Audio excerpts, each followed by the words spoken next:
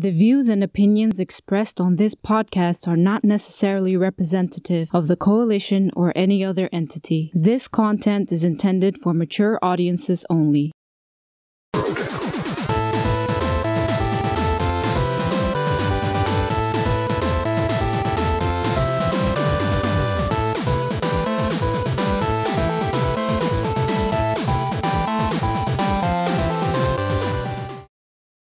Yo, what is going on, people? Welcome to Throwdown Your Questions, episode 163. I'm your host, Tony Polanco, and I'm joined by Emilio Lopez. Sup, people? How's it going? Chris Seeley. Hey, what's up, everyone? Carlos Romero. Yo, yo. Brett Murdoch. What's up, people? And Adam Vale. Sucker Free Sunday. All right, no Brian action. He is, what's he doing tonight, man? Playing ping pong. Eating crumpets. Eating crumpets. Tea and crumpets. Tea and crumpets. There you go. Getting hyped for the royal wedding. You know, what's going on, Faisal? Man, we already got somebody in the room, man. Hello, Willie. Yeah, everybody's showing up right now. What's going on, people? What's going on? What's going on, man? Your boy is back on Throwdown Your Questions. I want to thank all these guys here for holding down last week. Very good episode, too. You guys had a nice light episode, too, which is kind of good. You know, we have a little bit of a light episode tonight as well, you know. Carlos and I were talking about this shit. It's like, I'm guessing because it's like the end of the year, people don't have as many questions. You know what I'm saying? But it's all good. That's shit going on. Everybody pushed their big fucking news so that it came out before the holidays. I mean, look, you're not going to release news 2 weeks before Christmas. A, nobody's paying fucking attention, and B, there's no way to get it out for the holiday sales. Everybody pushed their sales window to early November to get the stuff out so that it could be being sold right now. This is not the introductory stage. This is the reaping stage. So there's not a lot of news, guys. Yeah, it's all good, though.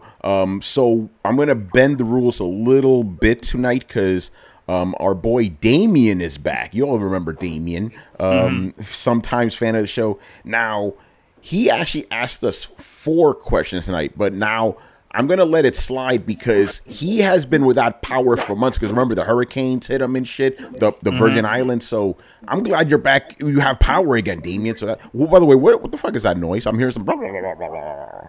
Fuck is that? All right, good.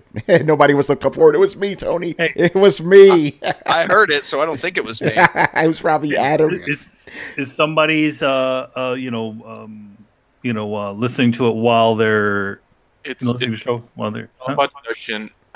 Me and Chris were muted. Brett said he could hear it, so it's between Adam and Manny. All right, so I'm gonna go as Adam. But anyway, so anyway. You see it, I'm not doing no, but it sounded like, Mike shit, you know what I'm saying? Anyway, so yeah, since Damien finally has power and we haven't got that many questions, I'm going to let it slide because also with some of these questions, I'm like, bro, again, with these misconceptions, man, we got to clear this shit out. So let's start with the first one here. Why is it the Xbox One X is compared to PC and not to its direct rival, the PS4 Pro, by this panel? Manny, you want to go first? By this, do we? Yes. We've never. The thing is that so why are we changing the goalposts every single time, guys? Not guys, but like in general. How come we get questions like this where we're comparing it to PC? Number one, we have compared it to the PlayStation Pro, and we have said in multiple occasions that the Xbox One X is more powerful than the PlayStation 4. That cannot be denied. But motherfuckers out there want to think that their Xbox One X is about as stronger than most PCs out there. Yeah, let's get into that. The reason why we do a lot of the comparisons between PC is because Microsoft keeps doing those comparisons, man. They keep doing it. And then, you guys, thank you. Viewers, you guys keep talking about how it's comparable to a PC, and our remarks are reactionary to that.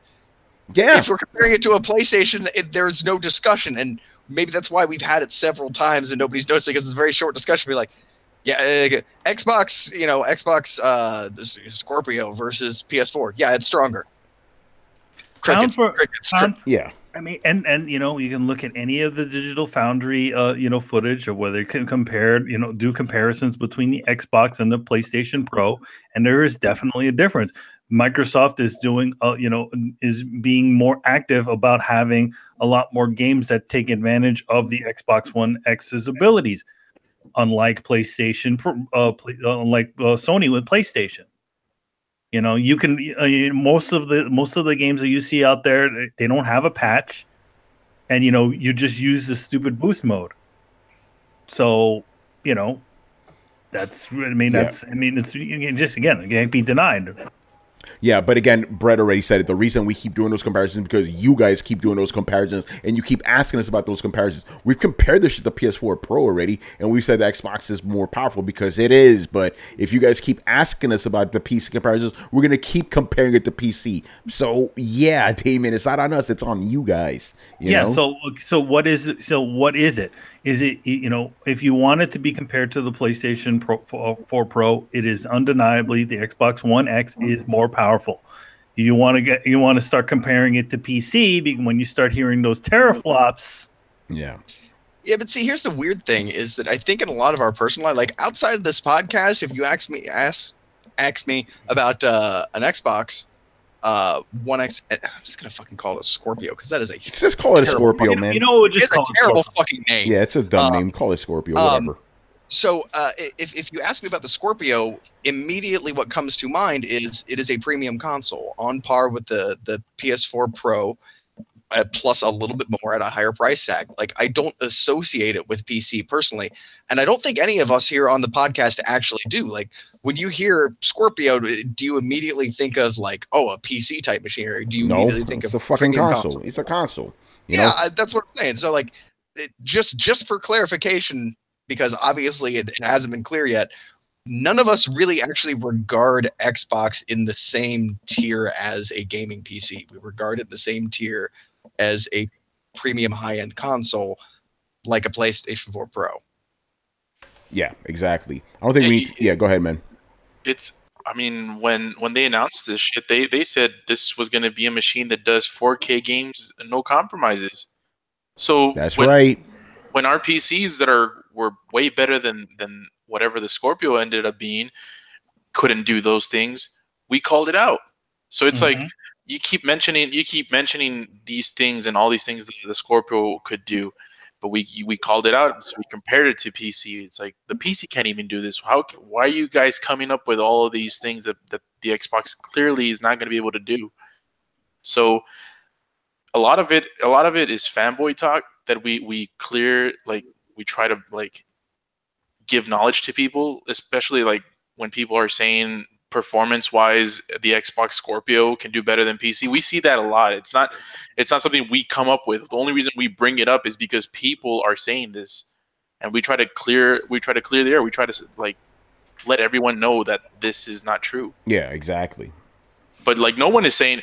I don't see any PlayStation fanboys saying that the PS4 Pro is more powerful than the Xbox Scorpio. That's right. Yeah, exactly. Because why are we gonna?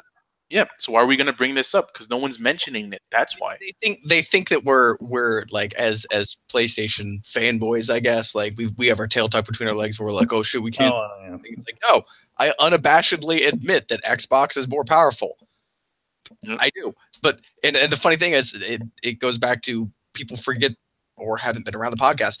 Last generation, we kept talking about how even when the PlayStation was more powerful, it didn't matter because most companies drive towards parity between consoles, and so you're gonna essentially spec for the lowest common denominator and just go from there. You're not going to generally, and you see the difference, like people putting in some extra effort for the premium versions, but you still the game you generally get on the Scorpio is the game you get on the PS Pro. Yeah, and we also said this before. The people that are going to probably take the most advantage of the Xbox Scorpio is Microsoft themselves or Microsoft specific products, like exclusives. So and that's the rub, is they're not making a whole lot of those right now. And then you see, but I mean, like one of the things that you've seen, like they're doing right now, is like with their backwards compatibility. You look at some of the games, like Halo, Halo, and a couple of other games that are all doing upscaled, really good stuff to 4K. So some better texture resolutions, draw distance improvements in a bunch of games. So it's like they're doing it. But the thing is that we need to, there has to be that point where we finally see what this thing can do. I'm not gonna, as you said before, Brett, it's not gonna be the third parties that are gonna show this shit off. Yeah, I want to move on to the next question. They're all Xbox questions, obviously, okay, from that's fine. from Mr. Damien. So the next one is, and yeah, most of these, if not all of these, are all directed at us too. Okay, that's fine. All right, the next one is panel. And Manny, and let me finish this one. Let me finish this question, okay? What? All right. All of you guys claim to have a PC that is much better than the Xbox One X. My question is, how much did your PC cost to assemble, since you want to compare it to a $500 console? Before we start, Manny, do you have a gaming PC that it destroys the Xbox? Fucking no, man. I don't even have listen, I have a computer from quite a while ago. So I don't know. When did I buy this thing? I don't know, 2000. I think the only guys that can make this claim are me, Carlos, and maybe Brian. Yeah. So what is this all you guys? All business? You guys. Oh, see, I like the way he just lumps everybody into this category, man. It's like, really? My computer cannot do anything better than an Xbox One X. But the thing is, I'm not looking to run any games. Yeah, so, again, this goes back to, him asking why are we comparing it to a $500 console? Because you guys do it. The Xbox guys are doing that shit, Obviously, a gaming PC is going to cost you more. Basically, the whole thing he's trying to say, like, okay, yeah, you have this gaming console that's powerful. Why are you comparing it to a really expensive PC? Because you guys are doing it. That's why. It's as simple as that, man. Damien, I know we love your Xbox, but I think, dude, you need to take off your green glasses for a second and look around with some normal colored glasses, dude. Seriously.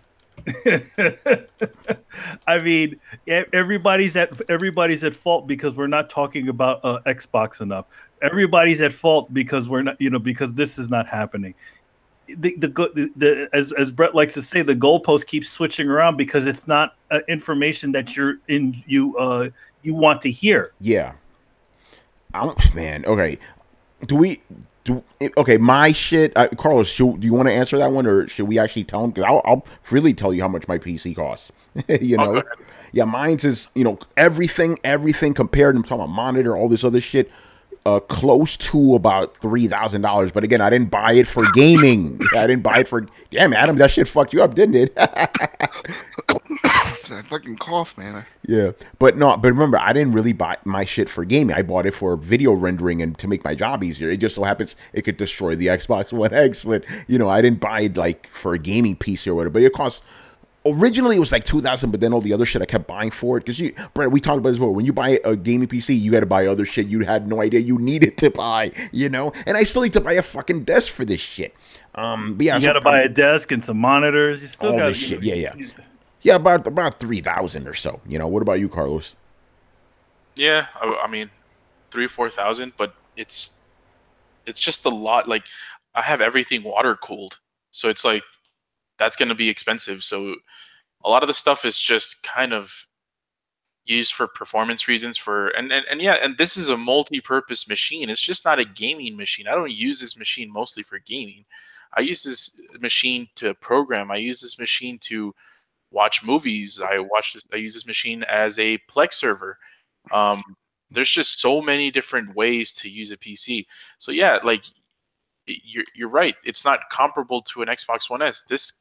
Our PCs clearly screw that shit to the ground. Like, doesn't really compare. So I don't know if you're trying to make the point saying, "Oh, we paid so much for our PCs that like we're trying to devalue the Xbox because it's at a way lower price point." But I'll tell you this: I've paid. I don't have an Xbox One X. I have an Xbox One. I have an Xbox One S. I paid $500. I paid $1,000 for both of those combined, and they still come. And if I bought an Xbox One X, that would be $1,500, and it's still like if somehow in a perfect world I were to combine all three of those consoles' powers, it still wouldn't compare to my PC. I'm glad you bring that up, because let's talk about that, because I get the point that he's going for, and I'll start off by saying I probably paid about $1,300 in components for mine, and I got a really good PC. I have an i7 and processor and a Radeon R9 series GPU. So 16 gigs of RAM. So this thing isn't new either. So it got a pretty beastly PC, and the upkeep on it has been minimal. Now, here's where I want to kind of deviate a little bit. I got this computer probably around the time that I had my PS3. So in essence, last generation. I got a high-end CPU, i7, which while it doesn't, fucking rattle the rafters anymore, it still holds up because I built my PC forward thinking. I was also able to upgrade my video card for about $200 through Micro Center and a refurbished product with a 2-year guarantee on it. So if you shop smart, essentially I went from last generation to this generation, and I'm still able to play current generation games at high resolution and high refresh rate or frame rate. And I really only spent $200. So if you want to talk about real world numbers, you have to put it into context. So first of all, you're probably going to have a PC. You're probably going to have a computer of some sort. So let's go ahead and take the price of the average PC and deduct that from the price of a gaming PC. Because again, you don't have to buy a new PC. You have to upgrade your PC. So I would say your average Walmart computer can maybe run you around $300, but those things are already dirt, old as dirt and complete crap anyway. So if you're going to get a fairly basic middle of the road house PC, you're probably looking about $500. Does anybody want to say I'm wrong on that one? No. Well, that's usually minus a video card, $500.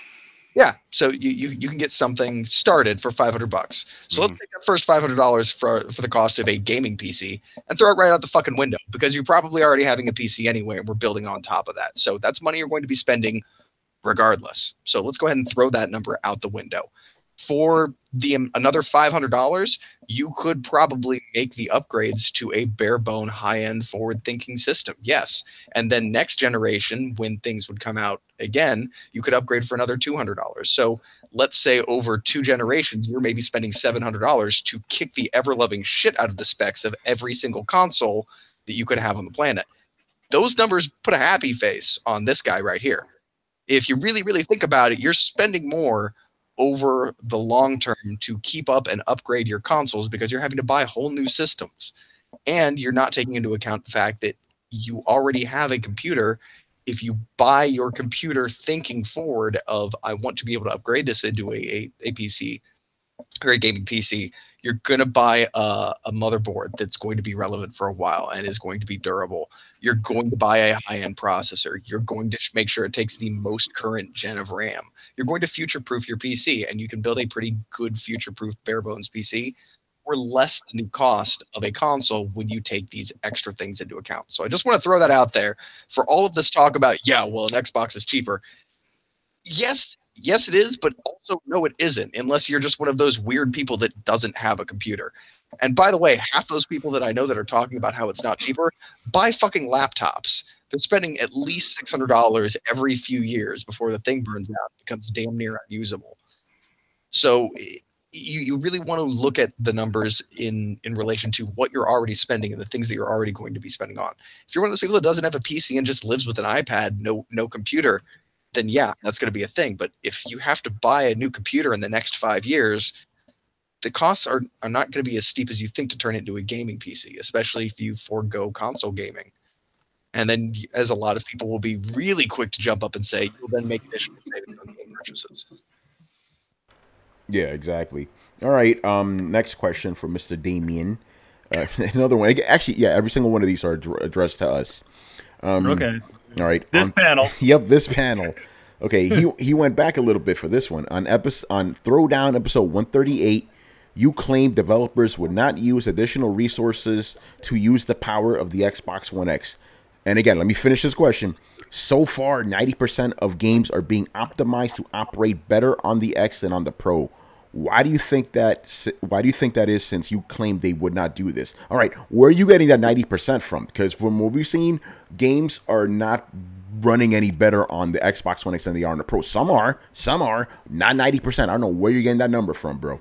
I don't know where the hell you're getting that number from. Are you listening to Crap Gamer again? Because he's misleading you again, bro. So that 90%, that sounds like a Crap Gamer statistic right there, man. From what I've seen, go to Digital Foundry. They'll show you right there. Most games are running as good, maybe slightly better, but not like blowing the fuck away out of the Pro, you know? So, and in some instances, the Pro games are running better, you know? Let me interject. Yeah. The reason why we're not talking about the better performances is because we're playing Persona and Nier and Horizon and Zelda and Mario. Because we're too busy playing games. And exclusives. That's a good point. Yeah, we're doing things that matter. Yeah, so yeah, I'm gonna just throw that out completely because there's no. You send me a link next time where it says 90%. That sounds like bullshit. Well, you know, I mean, again, we're talking about performance and all this other stuff. I mean, Damien, I want to hear you ask some actual gaming questions, not just some. Not, I mean, sorry, dude. I mean, like, ask us some cool gaming questions. These power creep bullshit questions. I'm sorry, dude. Those. It's just rigmarole. What are you playing? I have a question for you, Damien. What the fuck are you playing right now? Doesn't matter. It could be an iPhone game. It could be an iPhone game. You'd be like, man, I love fucking Ninja, Fruit Ninja. You could be playing that shit. I want to hear what you're playing.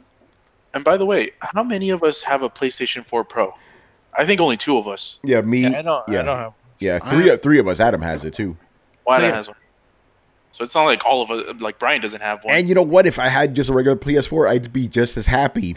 You know what I'm saying, man? Yeah, like, it's all about the games, bro. It's all about the games. I mean, again, like we said this before when the launch of the PlayStation 4 Pro happened, that this is not going to be a main thing. This is not. It's just not gonna blow sales out of the water. It's not gonna do any of all that shit. All this is going to do is exactly what a lot of people said when we said it's for enthusiasts. It's for those guys that are into the PlayStation or Xbox environment and they want to make their games look a little bit better. Yeah, and how much time do we spend talking about how the PlayStation 4 Pro is amazing? We don't. I don't think we've ever done that. We literally called that press conference bullshit when we first said it. But people conveniently forget about that, don't they? You know, come on, man. Fuck out of here. We talking about games, bro. I think people are just bitter about just their purchase, and they just get upset about it and feel like, you know what, everyone's against it. No one's against. Just accept what you got. I have a buddy of mine who does the same thing all the time. I'm like, so how's that Cuphead? Oh, that's not my type of game. I don't play that. I was like, okay, what about the Forza? I didn't like the Forza. So what do you play on it? Well, I played the Halo. I was like, what are you playing now? Nothing. So then what are you bitching about? I'm seeing this circular argument kind of forming here. So let me make sure that I'm getting this hammered out straight. I'm just kind of spitballing here. So it basically goes, I'm enjoying games, sometimes low quality games, sometimes indie games, not the prettiest games, and then people come in and say, yeah, well, your games looking good are what matter. And you say, well, not really. And they say, well, no, that is what matters. And games look better on the Xbox. And that is superior to your system, like PlayStation or Switch or whatever. To which then one of us responds, well, if we're talking about sheer horsepower, I could always play on my gaming PC and pretty much solve that problem.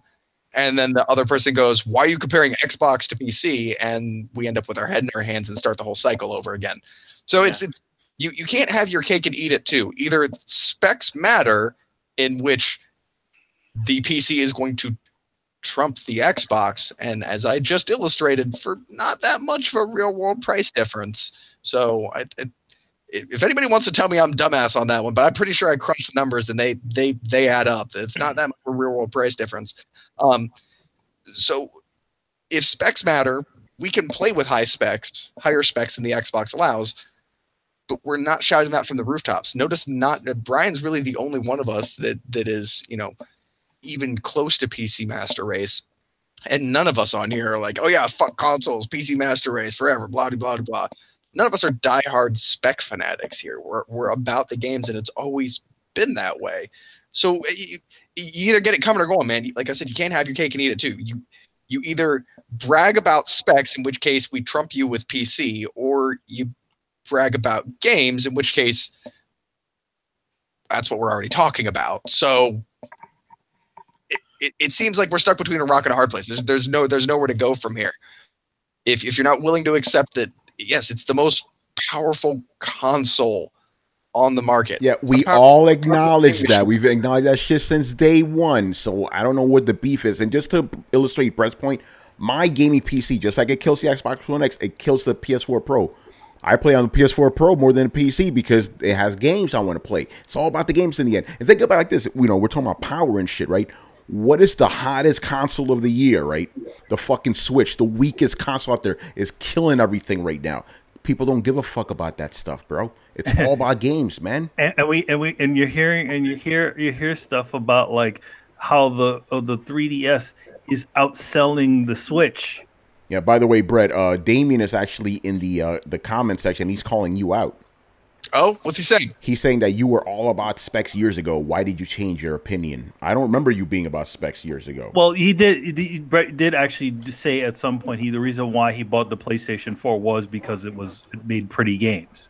That's something he said. I don't think he's ever retracted on that.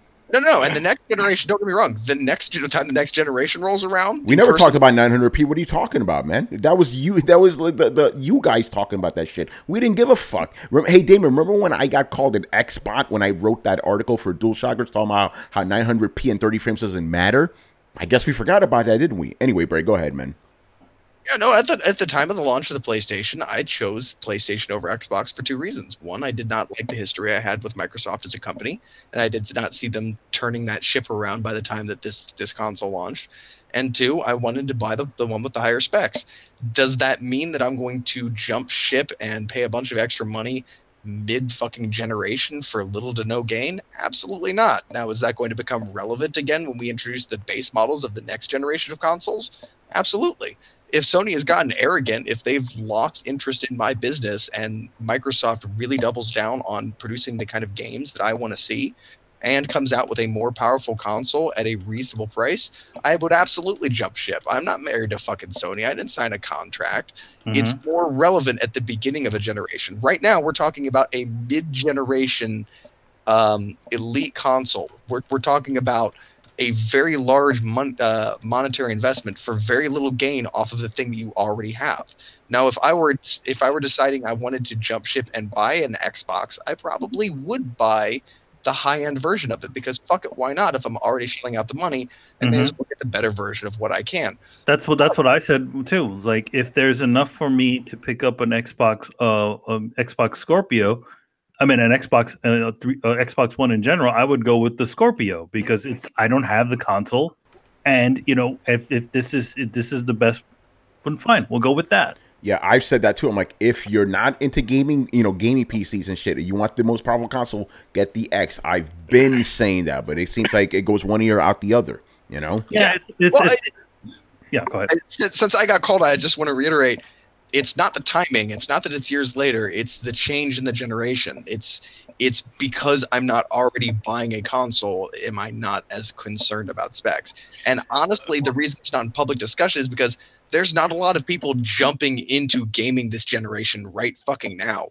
It will become a discussion again at the launch of the new consoles when we see them. So don't be shocked and surprised when that fucking happens. By the way, I want to give a quick shout out too because this is the first timer, Gervais Farron. What's going on, man? Welcome to Throwdown. And he just says, this is a comment. He goes, I'm not gonna lie, I'm a bit of an Xbox guy. However, I play PS4. The exclusives have been weak, and Persona 5 pretty much trumps all the Xbox One exclusives. Thank you for the comment, man. Go ahead, Adam. Awesome. So if he's in the chat, what does he like about the Xbox One? Like, what is it that stands out for him that makes him like the one that he needs to champion and trump all the time? What is it?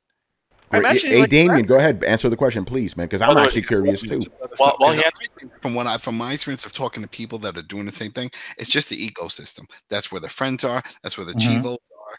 and that's fine. You know, and that's the main reason why a lot of us who do have gaming PCs focus, whether it's on the PS4, Xbox, because of the Chivos, the trophies, the community, the friend base. You know what I mean? It's there. So we're just comfortable with that. The brand loyalty. Anyways, like while he answers the question, he said, but you all used to spark how Microsoft was focused on the wrong things. They were focused on the wrong things. They were focused on TV, fucking Kinect. You see how fucking Kinect is doing right now.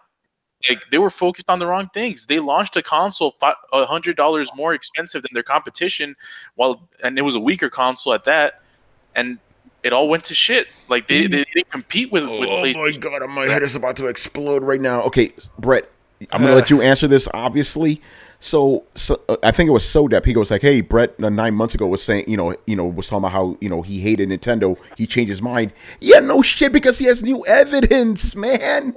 Yeah, I mean, were you not there for the slow transition? It was like watching me turn into a vampire, man. Like I broke my feet going in. I was like, I guess I made a fucking 20-minute rant about how Zelda is a system seller because I bought the system for Zelda. The idea being that I had almost zero interest in the console other than Zelda. And having owned the console, I've slowly and begrudgingly eaten several helpings of crow along the way to get to the point that I'm at now. I will stand by the fact that my opinion has changed because it means that I'm willing to be proven wrong. And yes, 9 months ago, my opinion was different because the console was just coming out.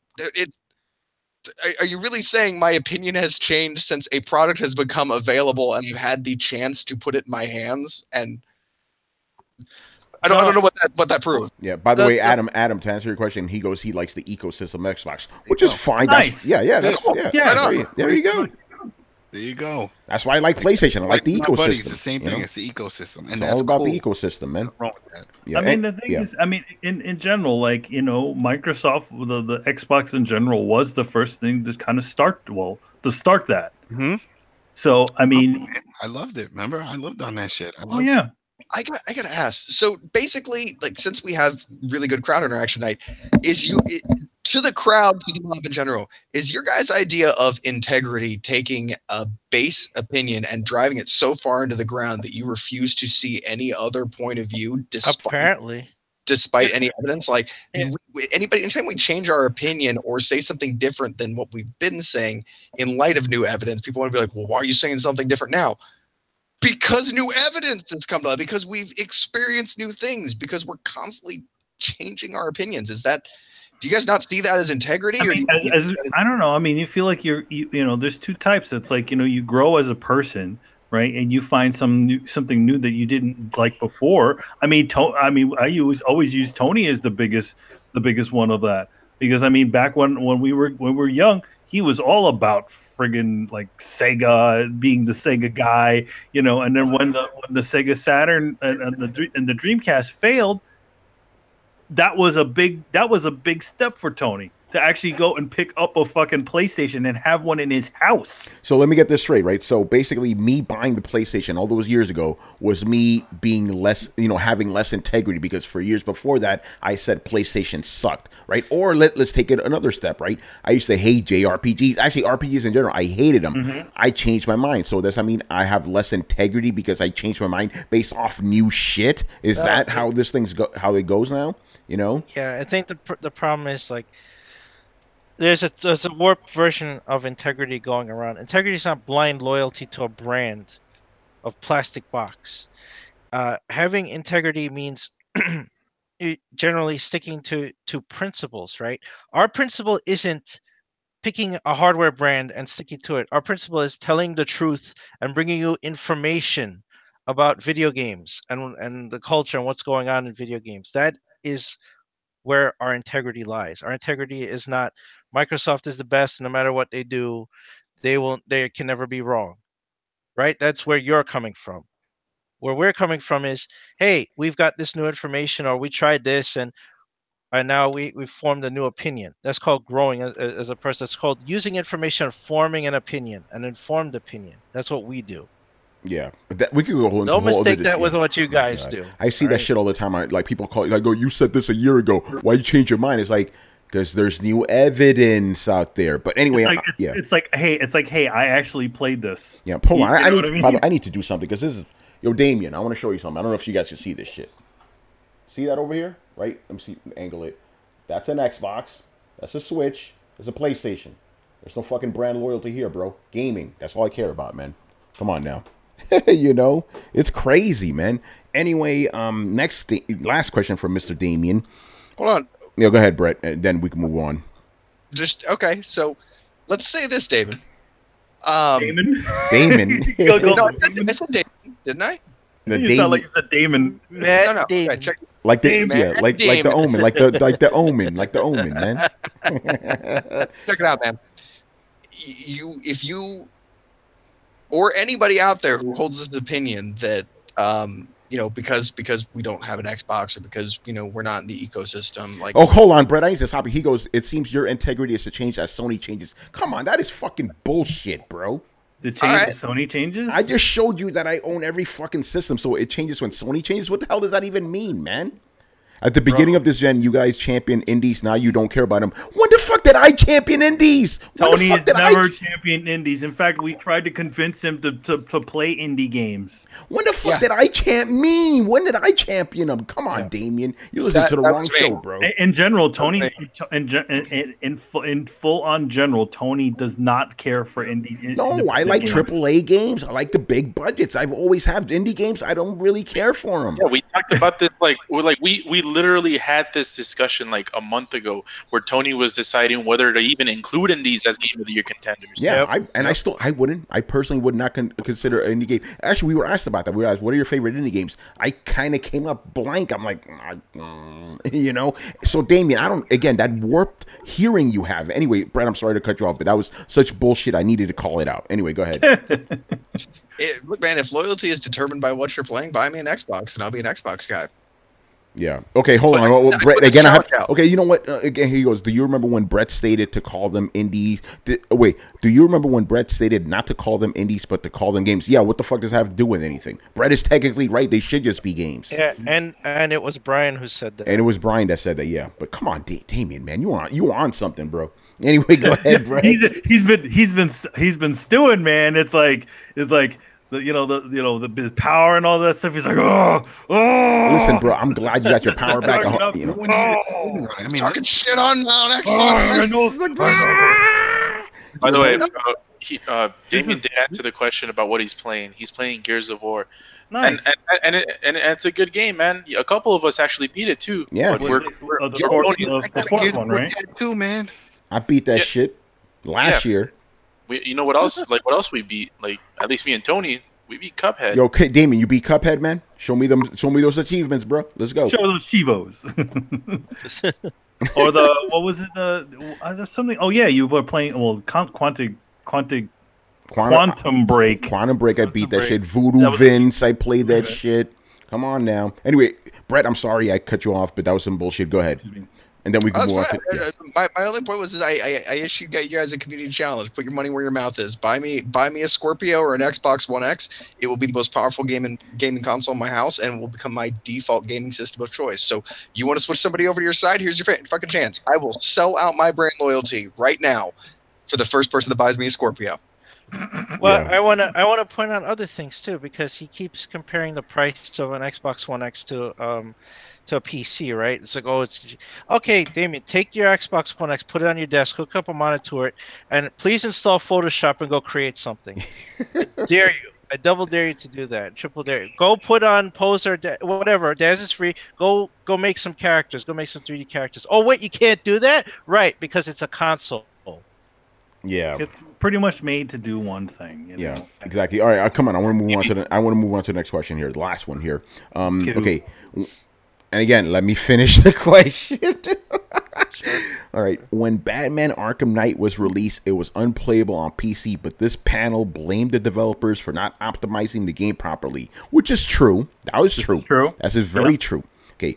Why are you now blaming Microsoft for what is going on with PUBG, even though the devs said they're working on it? We've never blamed Microsoft. Microsoft. We never blamed Yeah. Microsoft for that. We blamed the fact that the game isn't fucking finished yet, man. Yeah. That's Yeah. what we never blamed Microsoft. What are you even talking about? Again, that's crap gamer telling you that, oh, the Sony guys are telling you. And since you think that, we're a fucking Sony podcast, which I realize is ironic considering that, you think we said that. We've never said that shit. We've never said that. No, I mean the thing is that Microsoft didn't make PUBG. I mean, it's obvious that the guys who made that game decided to just cheesily throw it on there, and just not really optimize it. I mean, come on, dude, you can literally go into the graphics settings of that fucking game and see how it actually works. Most people just close that shit down once you once you do that. But again, it is also a what is it? An alpha, right? Or a beta, right? Early access. Yeah. It's an early access, so I don't even know what that. I don't even know where that falls in the line of unfinishedness. It's an unfinished game that they put in a box and they put in retail. That goes on Microsoft on that shit. I'm sorry, we were talking about. Damien, I did say Microsoft made them release early, but that's not. Microsoft still didn't develop the game. All the faults wrong with the game is not on Microsoft. It's on the fact that the game is early. But yes, Microsoft did make them push it out early. But Microsoft, all the bugs and shit, that's not Microsoft's fault at all. Yeah. So I don't know why you're conflating the two. No, and it's like it's not Microsoft's fault, but I mean at the same time, how much time were these guys, as far as this was going to go, how much time were they going to get this to try to work? I don't know what their deals were, or like how their development cycles were, but it's like, yeah, like, okay, we're putting out this game, this early access game and printing it on discs, right? I don't understand. What's the beef of the question here? Like, he's trying to say wrongly that we are blaming Microsoft for all the problems that PUBG has, which we never have. We've never have. I mean, the only thing we could actually say is the fact that maybe Microsoft had prematurely wanted them to push that game out a little earlier than they probably should have, and that's about it. But that happens with everybody. Yeah. No. This one is where I draw the line in the sand. Uh-oh. Drawing lines. It's like you've never listened to the fucking show before, man. I'm gonna be honest. Keep it real. A little fucking heated. Do you not remember the fact that I have never played a fucking Batman game ever because the assholes who developed that are such complete dick cheeses? I have gone out of my way to publicly condemn them on the fucking street corner for being just talentless jackasses. I am one of the few people who will talk mad shit on these developers because, oh my god, everybody wants to line up to suck the dicks of the people who made fucking Batman. Fuck those guys. And for the record, fuck those guys. And for the record, I've been saying fuck those guys. So if you want to blatantly ignore that, that's fine. But don't accuse me of getting down on my knees to fucking suck their dick just to push your personal agenda when I've gone out of my way to make sure that everybody knows what a shady company they are and how they do not know how to make a game and release one that is made properly without taking advantage of their customers. They are unequivocally the analog to EA. They are the developer that should be fucking married to EA as a publisher. They are a shit company full of shit people who want to do nothing but take your money. Oh, and in case you haven't fucking picked it up, I don't like them as a developer. It's their fault they released a broken fucking game.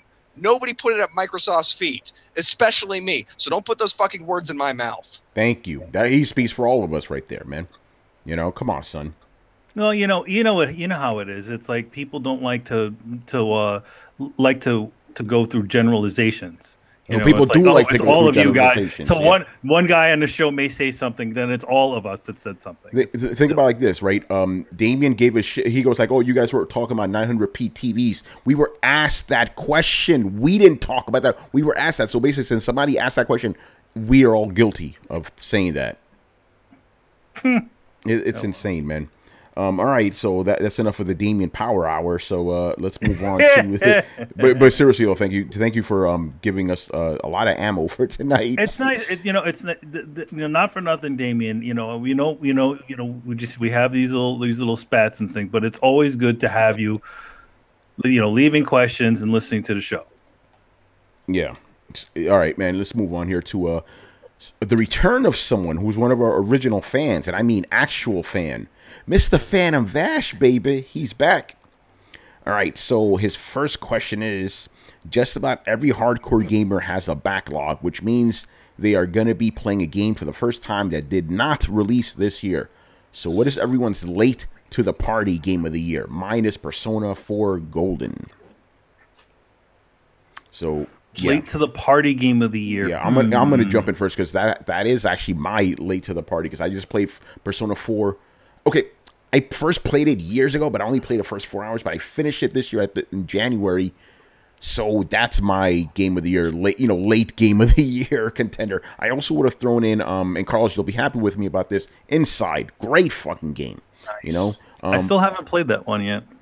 You'll like it. So yeah, that's mine, Persona, because I just finished it this year, because I was like, I got to get ready for 5, son. Yeah, I was thinking the same thing. I think I played Persona 4 Golden around the same time Tony did. Yeah. I would say that too. Gravity Rush also remastered is one of them. Yeah, that was a last year game, right? They released it around January last year. Mm-hmm.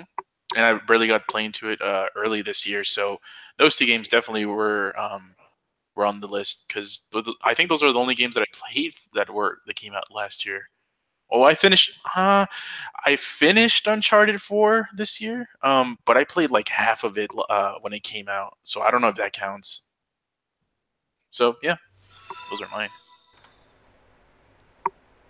Ooh, Stephen Powell is a subscriber. Thank you, man. Appreciate that. Thanks, Stephen. All right, Manny, did you play anything from like years ago that that you finished this year? Like, oh my god, this is awesome. Well, you know what? I think it might have been Republic that happened with. I got the game like last year, and I think I only really got went through the game fully like the beginning of this year. And that one was, I mean, granted, I played the game on PC, and I also played it on, the iPhone. So it's a game that I already played, just kind of replaying, kind of weird thing. Yeah, I don't have anything from last year, but there might be, there might be stuff from this year that might bleed over from last year, from if this year that bleeds into next year. Yeah, Chris. Trying to think if I played anything old this year.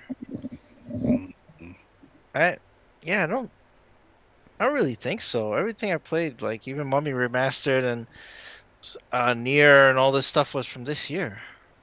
Shit. Yeah, it's a tough one. I gotta think. It's a tough one because I picked Persona, but I was kind of default because I don't really play old games. Like I'm always playing the new shit. Yeah. So you might be in the same boat as me, to be honest. I think so. I don't think I played anything even from last year. Everything was from this year. Yeah. I got one. All right, go ahead, Brett. Dark Souls 3. Did not come out this year?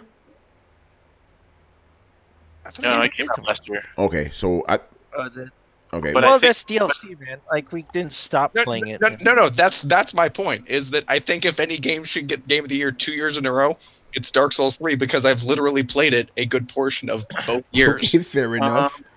But the question is late to the party. You were never late to the party. You just we were on it. Yeah, okay, you got me.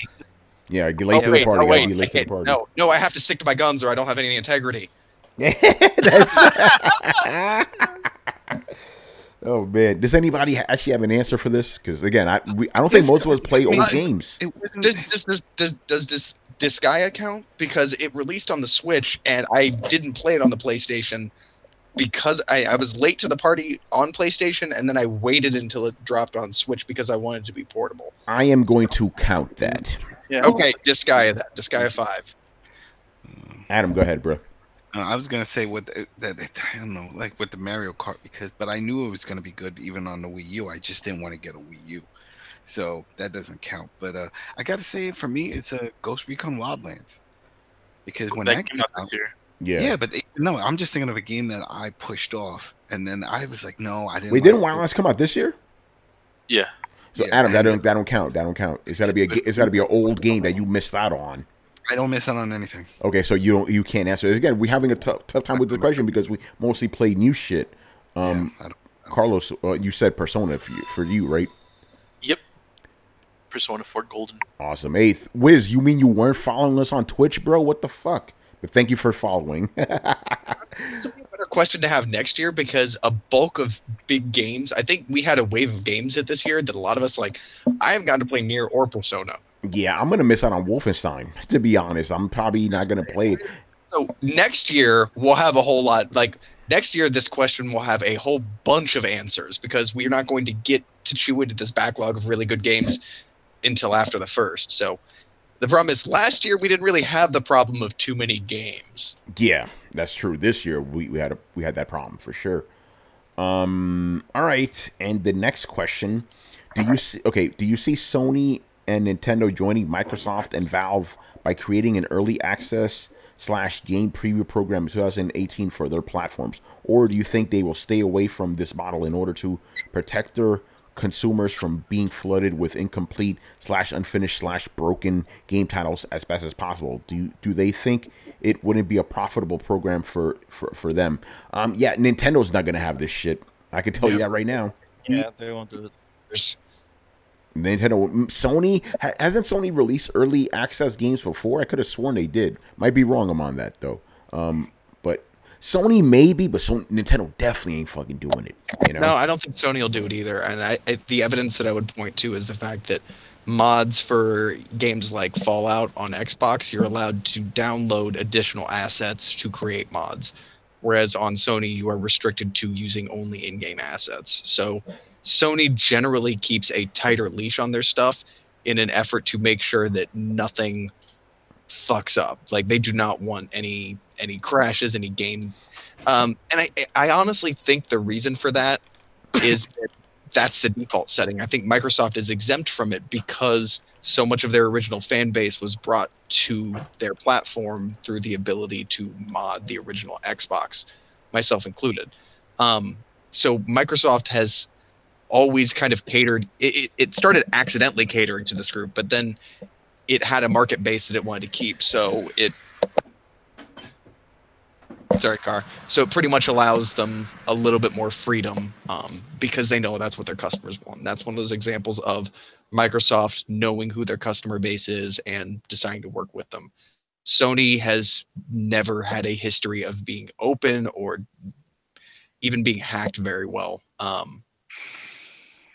Other than the original PSP, I think that's the primary reason that thing fucking sold.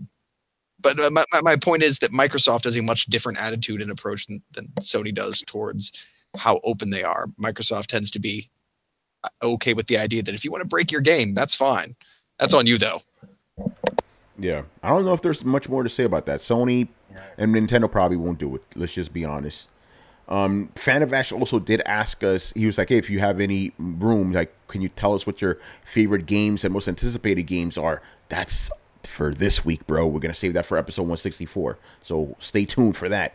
And lastly, this is not a question. He just goes, lastly, I want to wish the entire Throwdown crew a happy holidays and say mahalo for all the hard work and great content you provide us fans every week throughout the year. I hope to see the podcast continue and to get even bigger in 2018. Yeah, Thanks, man. Awesome. Nice. Thanks a lot. Thank you, bud. Yeah, man. Appreciate that, brother. All right. Mahalo back at you, homie. Yeah, you know. All right. Next I mean, up. trash can in Hawaiian. Okay, we're up to Mr. G Megaforce. All right. Why do good games like Bayonetta not sell well? Granted, if the franchise sold better, it would be multiplat, but there are other games as well that, despite being really awesome, just don't sell very well. Why is that? Is it because of marketing? Is it because of the genre? Are people afraid of trying something new? I think a lot of times, like, we get married to this kind of familiar franchises. It's always been proven. A lot of times that happens where it's like you'll have a thing with a familiar name, and it ends up doing, or they'll put a familiar name on a game that isn't really exactly related, just to kind of capture that sort of thing. And it's a hard. You got to realize it's a really hard sell to sell people a game, you know, like, you know, whatever, you know, some things that, you know, may have all the things that are right in order, you know, like it'd be like, hey, this is a good looking game. It looks like it's got good control. And then for some reason, it just doesn't hit with people, you know, and there is no formula to this sort of stuff. And it doesn't, you know, the thing is, you know, you even see this with films, you know, where they try to rehash the same old movies over to you over and over again. These different studios try to make the same movies. You have like places like friggin' with Universal trying to do a cinematic universe like Marvel Comics, even though they kind of invented the, you know, cinematic universe with their movie monsters. But again, you know, people are able to see through these things and just like, you know, sometimes it's like it looks cool, but it just doesn't work, you know. Well, I think there's also marketing, and there's kind of a catch-22 here. That marketing is a weird sort of thing because it, you know, I think a lot of us are just kind of oblivious to marketing in general. Like, do we even really, in general, I mean, do you pay attention to any of the commercials that you see on TV? To be honest, you probably, if you're watching network TV, you're probably already looking at your fucking phone. Or if you're on DVR, you're zapping through all the damn trailers or whatever the commercials that you're seeing on there. I have a TV.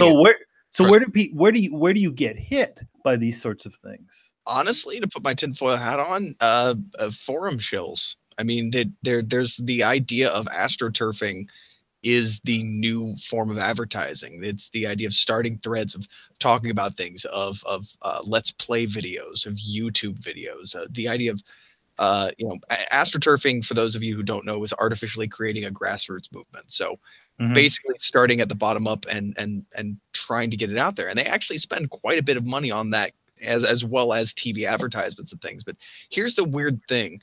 A game is only really advertised when they're sure that it's going to sell. And it only really sells well when it's advertised really well. And so the end result is they only tend to put faith in things that they've seen succeed before. And that leaves you with a very desolate view of the gaming landscape, which is one of the reasons I, unlike Tony, a lot of times advocate indie games. If you poke your head in, there's actually a lot of really innovative games.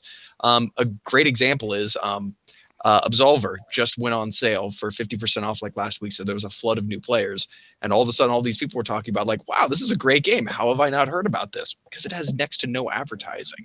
And the only hope is that, and let's all be honest, Absolver is not going to be a big hit game. The biggest hope that fans like me have is that it makes enough money to gather the interest of people in charge, that they put more money and more advertising into the next one, because a game like this is made by its player base, as are a lot of games as they go traditionally online. That's why I feel like certain movies that are like word of mouth, or like tends to help it initially from people that have already seen it.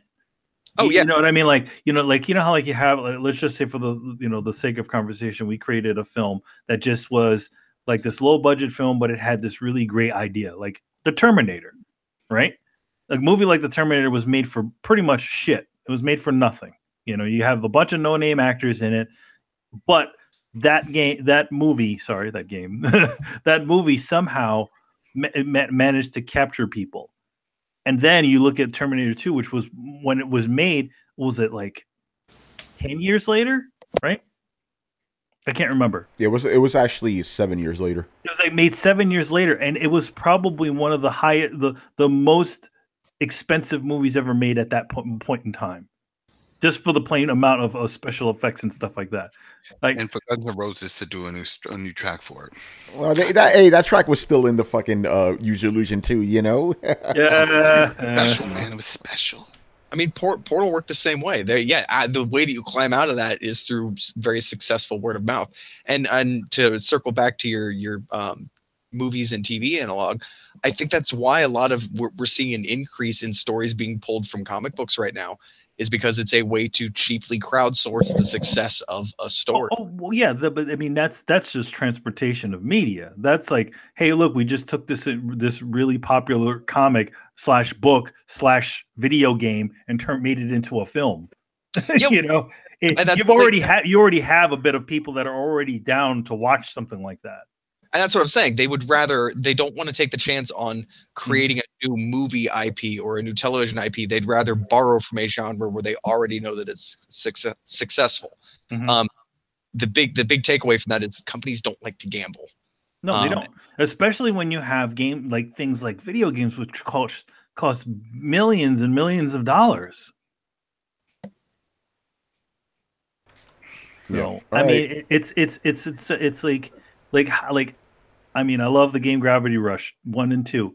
How would we, again, it's a game that didn't get a lot of press here in the United States, and for some, it's a fun game.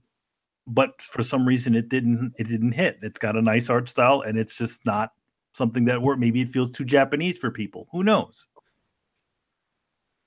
But then, opposite side of that, you have a game like Nier.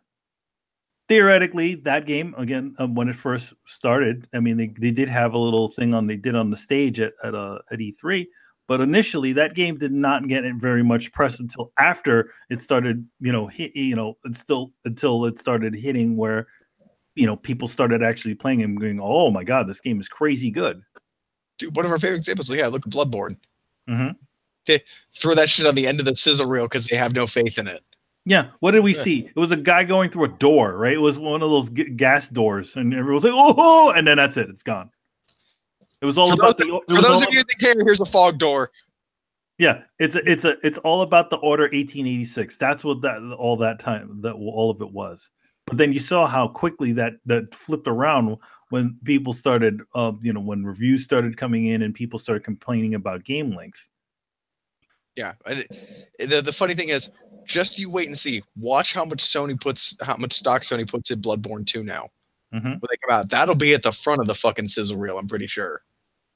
Yeah, exactly, for sure. All right, next question here. Would you have preferred? This is an interesting question too. Would you have preferred Silent Hills over Death Stranding? My current feeling would be yes. I am not feeling the Death Stranding video so far, and I love Hideo Kojima. They're just very vague and cryptic and just really weird, but not in a good way. Silent Hills was going to be an amazing game. You only had to play the PT trailer to know that. Such a shame they did away with it. Anyway, I hope Death Stranding grows on me, but for now, it's just wait and see. All right, I feel completely differently. Like Silent Hills, I never played a Silent Hill game, so don't really care. I'm not a big horror game guy like that. Death Stranding, on the other hand, like it looks like it has sci-fi and there's like military action in it. I'm down, and it's Kojima. Basically, it's everything that what is great about Kojima games is amplified to the next stage. I'm ready for that shit. The sci-fi aspect alone intrigues me. Silent Hills is like some weird ghost shit. I don't really like that stuff. So I really would take Death Stranding over Silent Hills all day, every day, man. I feel like in general, for a lot of people, it's like people who support Kojima. It's an incredibly hard sell. Like every single trailer granted, this last one is the most sort of information that we've ever gotten out of anything Death Stranding related. I mean, it's like the last one was like the first one was Norman Reedus naked holding a baby with some spirit guys standing in the air, like weird guys standing there. Second one, it's Guillermo del Toro walks into a tunnel with a bunch of skeleton World War II soldiers and Mads Mikkelsen. So I mean, I feel like I'm saying this. This is the third trailer that we're getting. We need to start seeing some semblance of what this game will be. I don't know what it is. He says it's going to be a third-person sort of game. He said that we did in that latest trailer see a representation of some bit of gameplay with that underwater section. But again, we're not. It's a little difficult to tell what we're going to be doing in this game. Yeah. By the way, as Hurricane Winds points out, Silent Hill isn't even in the same ballpark as Death Stranding. Yeah, I agree. The question is, we'll take it obviously, but it's like they're not a good comparison. The only thing they have to say is we can say we've actually played some of Silent Hill. Yeah, exactly. But again, me personally, I'm more hyped for Death Stranding, even though I can't be hyped for Silent Hill, so it doesn't exist anymore. I wasn't really. But again, I don't get really nutty about these sorts of things, but I'm interested to see what Death Stranding is, but I'm not really exactly hyped for it. You know what I mean? Like, because I Am don't know the what one who gets these trailers. huh? Am I the only one who gets these trailers? I get what the trailers are. Okay, like there seems to be some mass confusion about like the trailers just seem weird. They don't really give you any information. Well, no, they give you. Here's the thing: is that the thing is that they're not giving you information in the way that you expect to get information. You know what I mean?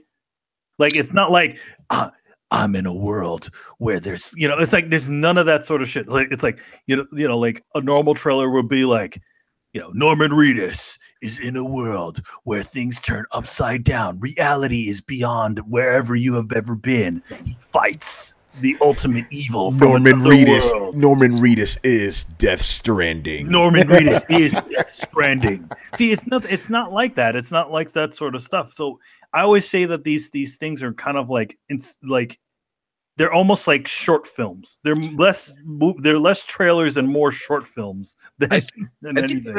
I think this is honestly a new genre that is bleeding into video games. Like we have, and it's kind of a niche movie genre, but and I hate to go overly thematic here, but there is the idea of the cerebral movie, like Interstellar kind of thing. The idea, and a lot of times it's blended with horror, so there is some crossover. So there is cerebral horror, and that's what made Silent Hill kind of special. Is there was this idea of warping of reality, of different planes of existence that they kind of touched on. Currently, though, I feel like abandoning Silent Hill and going towards Death Stranding allows them to focus just on that cerebral thing. And I think horror games as we know them are becoming a thing of the past, like point and click adventures. The idea of a jump scare isn't as satisfying when you blend it with, you know, the idea of an open world.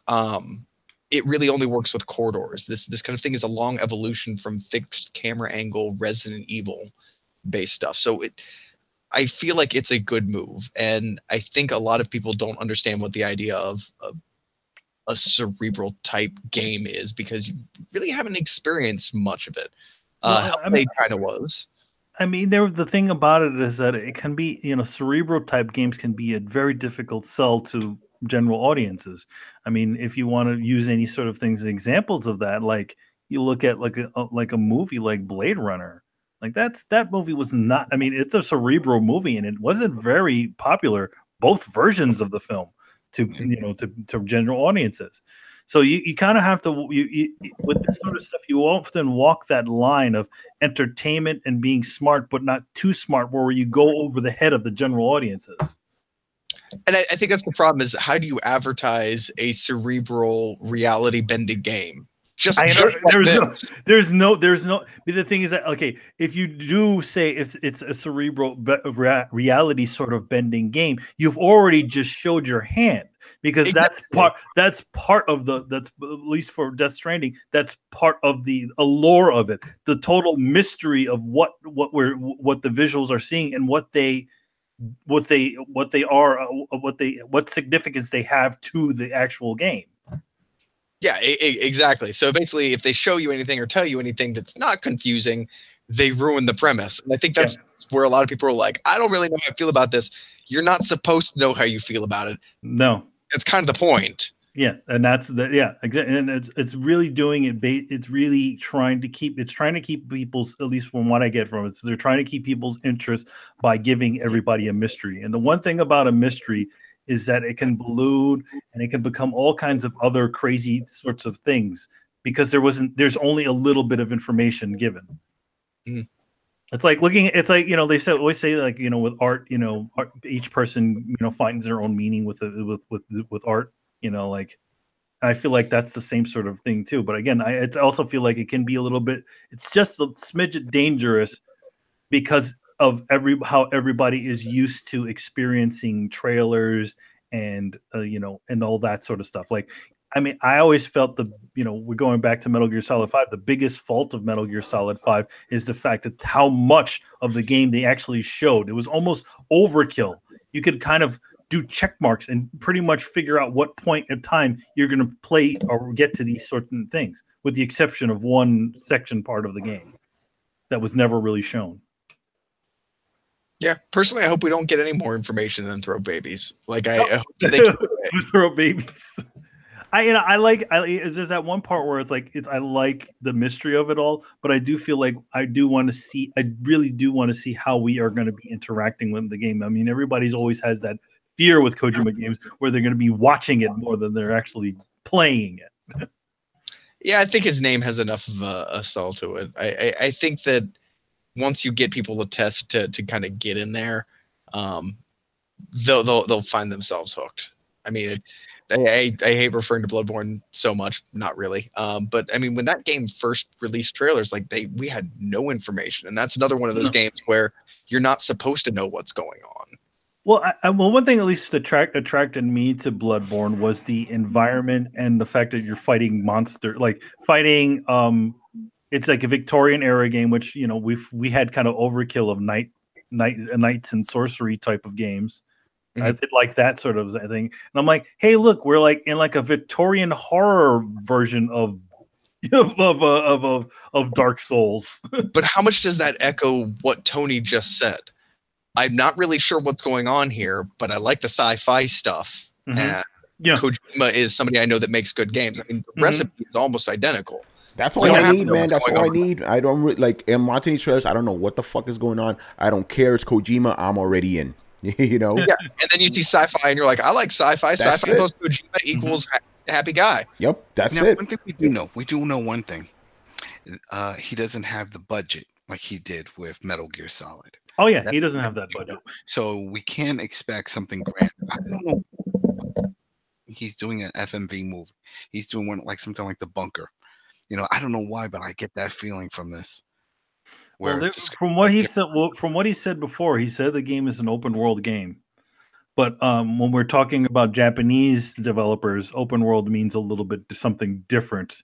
Yeah, that is true. Actually, to be fair though, Metal Gear Solid 5 was a proper Metal Gear is a proper open world. Yeah, anybody else want to jump in on this? Death Stranding versus Silent Hills. Which one you have preferred? Carlos, get in here, man. I'm calling you niggas out right now.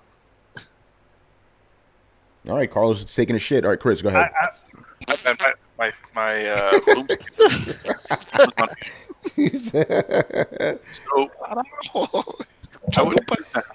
I would say Death Stranding as well. I'm not a horror. I don't hate horror games, but I prefer not to play them as much. And I don't hate them either. I'm just saying I'm a kind of a punk when it comes to them, man. Just saying, Yeah, one of the least expressions I want to feel or emotions I want to feel is being scared. So yeah, I would prefer Death Stranding, especially since, like everyone else here, the story is, even though they're not telling us much, the story is really intriguing. It's something that I want to see how Kojima develops, and yeah, Kojima does have a track record of releasing great games, so we can't really go wrong with that answer. Yeah, and I mean the one thing about it, it's the trial by fire kind of deal. It's like, well, he doesn't have any reins on in his contract. He said Sony can't say anything about what's going on there. So he may turn into a George Lucas. Remember what happened with the prequels? He didn't have anybody telling him no on those. Yeah. So what is it? What is it going to be? We could be like, yo, Kojima. We could be like, yo, Kojima ain't that great. This could happen that way. Yep. The one. Well, I mean, he's an editor. I officially for the I can't say excitement, but I do prefer the idea of a Death Stranding game more than a Silent Hill, just for the plain fact that it is a new title, that it is not just a spin-off of an already established. Let's be honest. What would Silent Hills be? Even though it's going to be like new gameplay or whatever, it was still going to be a riff on Silent Hill, the franchise. Exactly. It's a riff on Silent Hill. It, to be honest, it could have just been something that was called Silent Hills in just name to get people's interest to go. Yeah, exactly. Chris, jump in here and then we'll move on to the next question. Yeah, I don't think it's fair to compare the two. Silent Hill's an established franchise, and he was trying to continue it and do something great. Konami pulled the rug out from under him, so he went, F that, and he's going to create something original. Which one am I looking forward to more? Honestly, Death Stranding. You know, Konami had their shot. We could have had Silent Hills, but we didn't because they're a bunch of asshats. So fuck them. Yeah, I think Kristen said it best in the comments. She goes, "We kind of got a less psychological PT with Resident Evil 7." Yep, Yeah. I agree with that. That's true. Yeah, I it was agree with that. straightforward. All right, man. Let's move on here to Black Metal Gamer. Okay, we're not going to answer this question, his first question, because we've answered it a million times already. What legendary or beloved gaming franchise do you find overrated? We've answered that this year, actually. So we actually did answer that. So go back to that episode. So the question we will answer is, what are your favorite DLC expansions for a video game? This is a good one. Ooh. Oh, I really did like the Mass Effect 2 ones. I liked a lot of those. Those were cool. For some reason, the first thing that pops into my mind are the Fallout 3 expansion packs, especially the Louisiana one, the one with the swamps. Oh, Far Harbor? Was that it? Oh wait, no, you said Fallout 3. Yeah. Fallout 3 and Fallout 4 actually have very similar DLCs, down to the final DLC is a big foggy island. Yeah, that's what I'm getting confused with Far Harbor and the swamp. And they're pretty much the same. It's pretty much the same idea. And I know this isn't technically a DLC, but Fallout New Vegas is a DLC for Fallout 3. Pretty much, yeah. Yeah. It's actually better when you think about it like that too. It's like it's not a standalone game. It's just an expansion pack, like an amazing expansion pack to Fallout 3. Somebody's gonna find a way to get mad at you for that comment. Someone needs to combine both of those maps so we can access them in the same game. Yeah, like Manny said, I like the stuff from Mass Effect 2, especially the layer of the Shadow Broker. That was excellent. Yeah, oh my god, the Shadow Broker. That was so cool. That was great. Yeah. That was dope. Yeah. The first big expansion for Dragon Age, the first Dragon Age was really good too. It was like 15 hours. Like that was probably the first expansion I ever played for any game. I'm like, damn, this is crazy. You know, I like the Infamous ones. You know, those were really good. What else? Go ahead, man. Blood Dragon. But yeah, Blood Dragon and oh my fucking god, how could I forget Blood Dragon? Oh yeah, Blood Dragon was amazing. Blood Dragon was, I think, my single favorite DLC. Like just about ever. That DLC was made for guys like us. Like we love 80s action movies. So like, okay, we're gonna make a game for those guys. You know, come on, man. And Adam, it has your favorite song from The Predator in there, man. When they're in a helicopter and shit. Well, that's the thing. For something new. Wait, from The Predator, but I guess it's all linked to it. The DLC, I mean, free DLC right now, what's coming up to mind is the Ghost Recon with The Predator. That shit is fun. Hunting down the Predator with the music and the vibe and the jungle. I'm like, damn, they nailed it for free. DLC. They should have just turned that into a fucking game. Yeah. All right, GTA has a lot of good GTA, DLC. that's right, man. Ballad of Gay Tony, you know what I'm saying? That shit was crazy. Who else didn't go, man? Chris, did you go? My favorite DLC. I mean, some of it's in GTA 5. Some expansions are great. Yeah, the heist and shit. Yeah, I enjoyed heist. I'm enjoying the Doomsday one right now. So that had good DLC. Fallout 4 had good DLC. I only played one of them. The Division. Dark Souls 3. Man, fucking hell. Anything. I couldn't wait to tap that vein. Get back in Dark Souls. You guys are forgetting about Red Dead Redemption, Undead Nightmare. Yeah, that's right. Undead Nightmare. That was great. That was fantastic. Yeah, man, good one. And the two BioShock Infinite DLCs were pretty good. I didn't play those. I didn't play those. All right. Yeah, go ahead. Madden 2010 through 2017. You know? Oh, man. Jeez. All right. I think everybody went here. So he also goes up. Merry Christmas to all you guys. Thank you for these top tier podcasts. You are welcome. Well, thank you. Happy New Year. You know, we're just going to shout out to the Throwdown dog, you know? Yeah. She says Merry Christmas. Yes. Okay. So Joel Torres, he asked us, this is a good one. What was the first M-rated game you ever played? Now, I'm going to answer for a lot of us here because we're old enough for this. First M-rated game we ever played was the first M-rated game, period. Mortal Kombat. Mortal Kombat. That and Night Trap. Yeah, those were the first two. You know. Mortal Kombat was in the arcade. That was in the arcade. Yeah, that was remember that was the game that actually became the first rated M game. That was it was the first. Dude, I have no idea how I convinced my mom to buy me that game. Yeah.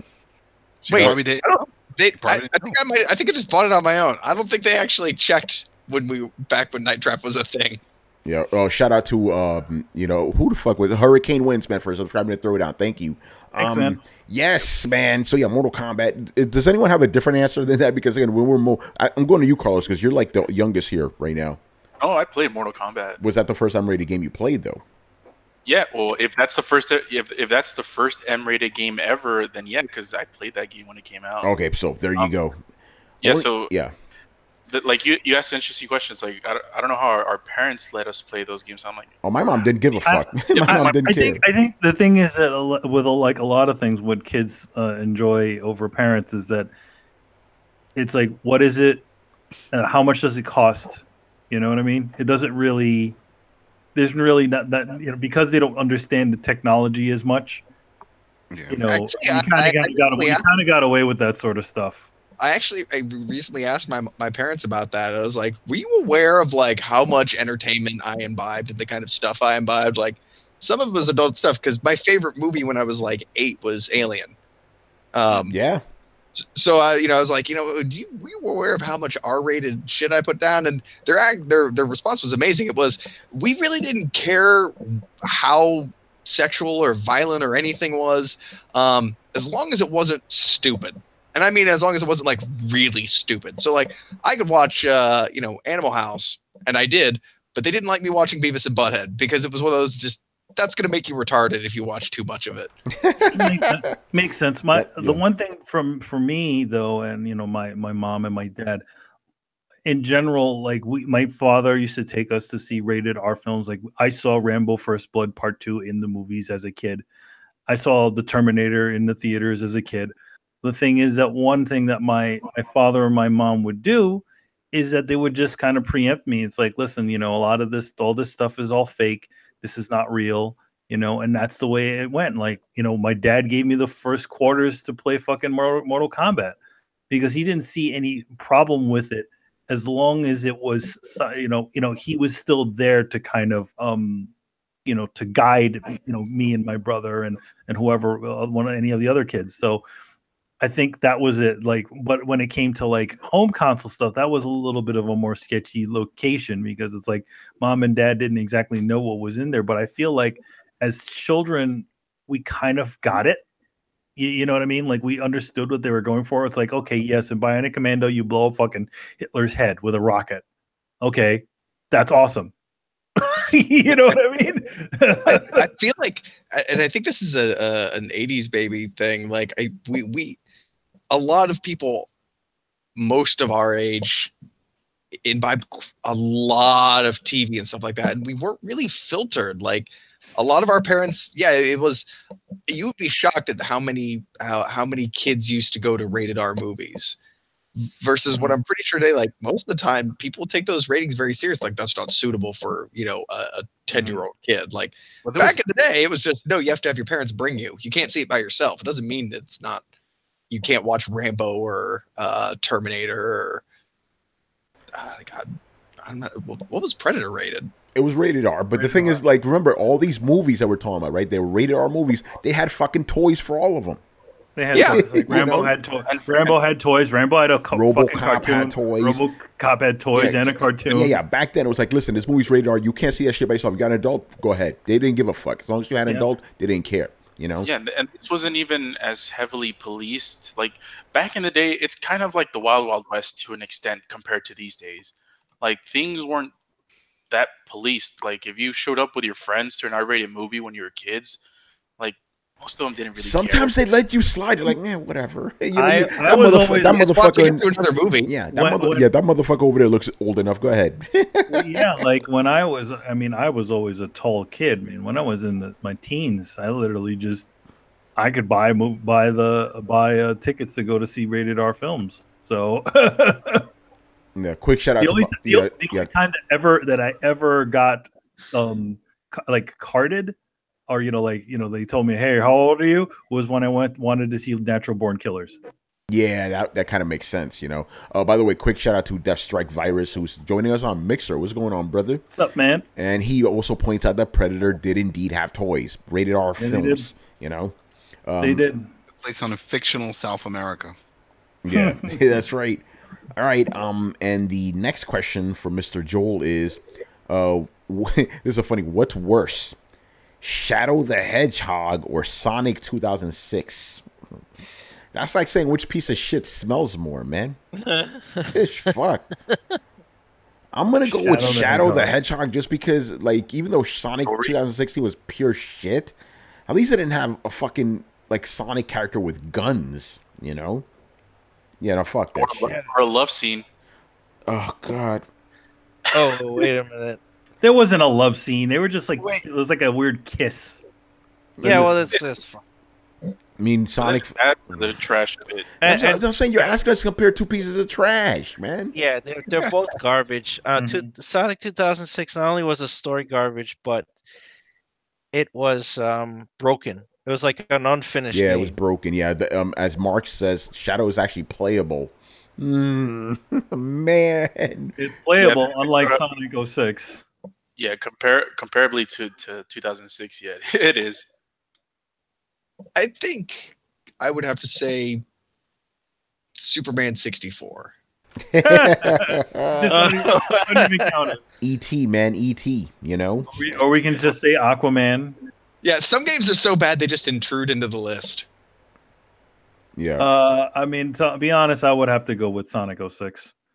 Shadow the Hedgehog, being that he was obviously created because they wanted to attract people to play. They want to get them Call of Duty crowd, man. They want to give him some guns and stuff. So it's by the way, I still have this fucking Call of Duty shirt, man. It's comfortable, you know. Call of Duty. Black Ops 3. All right, and the next question here from Mr. Dope.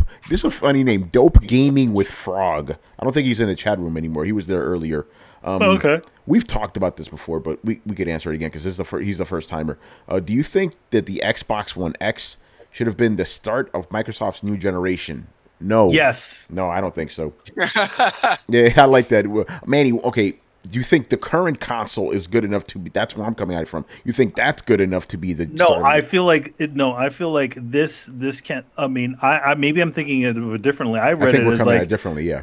That's the, of the generation of the PlayStation 4 and the Xbox One X, I consider more of what the Xbox should have been than the original one, Xbox One. Yeah. Okay. Yeah. I'm coming at it from. Is the Xbox One X? I said, is this now? Should that be considered the next gen system?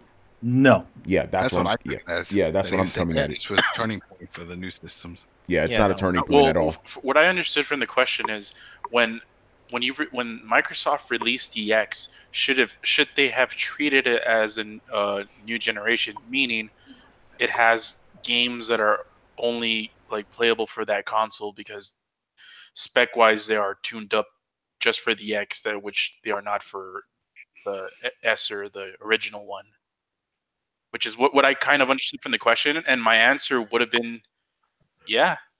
That would have been such a bold move for Microsoft to do. It's like, this is the next generation. We screwed up. Here's what's next. Here's what's next. This is the console that's gonna. So that way they could really take advantage of the power. Because let's be honest, it's being held back by the S, or the Xbox One right now. I see what you're going with that. But as it currently exists, no. But it could have been the next gen. But it also could have been the original system too. I always felt like that was the system that the Xbox fans should have gotten. The X is the one. That's the one that's meant. That's the one that's meant for supposedly for gamers. That's the one. If they were not muddying around with all that stupid TV bullshit and all the dumb sports shit, and they were really concentrating on the people that were actually sitting there waiting for that thing, the actual gamers, I think that would have been a better thing. Not trying to feed us lines of like how the what is it? The Kinect is integral to the Xbox or any of those other things. Yeah, I agree. All right, anybody else want to jump in on this? Again, we kind of talked about this before. All right, and it would have also maybe justified the $500 price point. Yeah, that's true. I've said that though. I said that this system is actually worth the $500. The other one wasn't. You know, you're just. I mean, the other one, it's like, hey, I don't want to pay an extra $100 for a dumb camera. You know, you know what I mean. I'll take that look at cooling though. Go ahead, Brett. So, I guess I'm trying to understand the question here. How in God's name could this be considered the beginning of a next generation? Like at its current specs, it's not really much, if at all, functionally better than the Xbox One S. I mean, yeah, it's got a little bit souped up GPU, but again, and I'm going to go back to this, it's not like a broken record, but its CPU is the same. It's overclocked just a little bit, but it's essentially just a souped up version. It's the same fucking car with a turbo put on it. Yeah, Brett, I want to jump in because that you hit it on the head. That's exactly what I'm coming at. That's why my answer was no. I'm like, because it's just a slightly better version of the same system. And then you have to couple the fact that it's being held back even more because it has to be comparable to the previous system. So anyway, you just had to throw that in there. Go ahead. Yeah, even if you wanted to put next gen, like at this point, like what would count as a next gen game? Having somebody been through who's lived through several next gens, it's supposed to be a marked increase in visual fidelity and gameplay mechanics. And we've kind of been just focusing on visual fidelity to the point where the only place we have to go from here is 4K or higher refresh rate. And that's why we find ourselves squabbling over these petty things.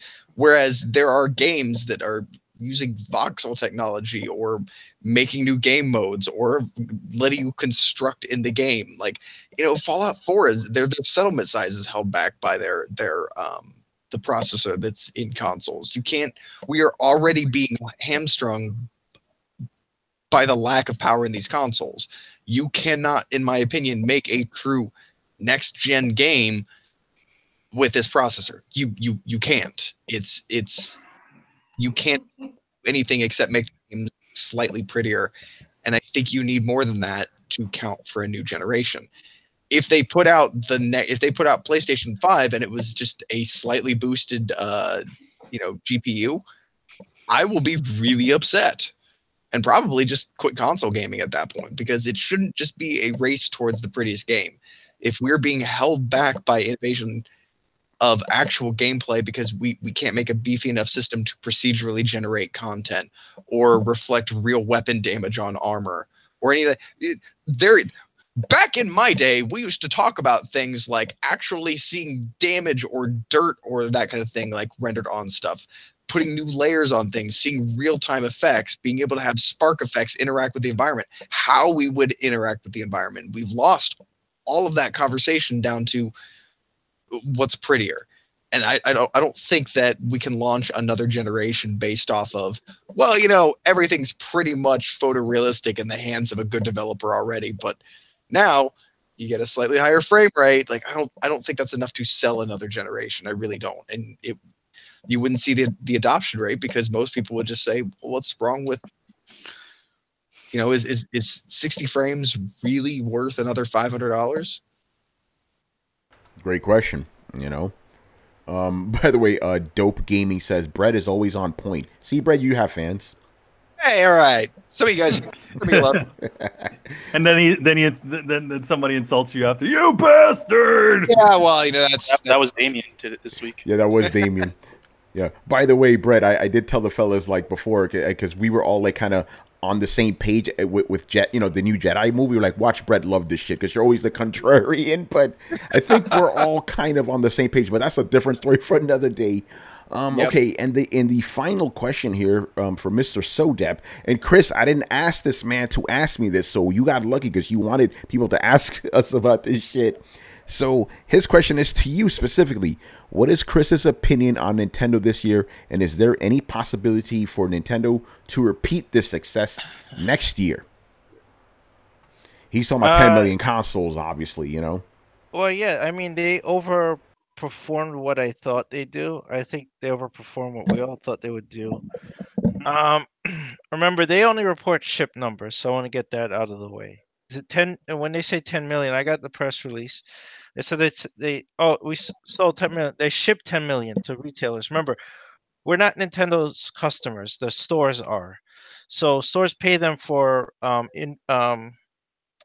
stock of games and hardware. So the 10 million they've shipped out, they've been paid for.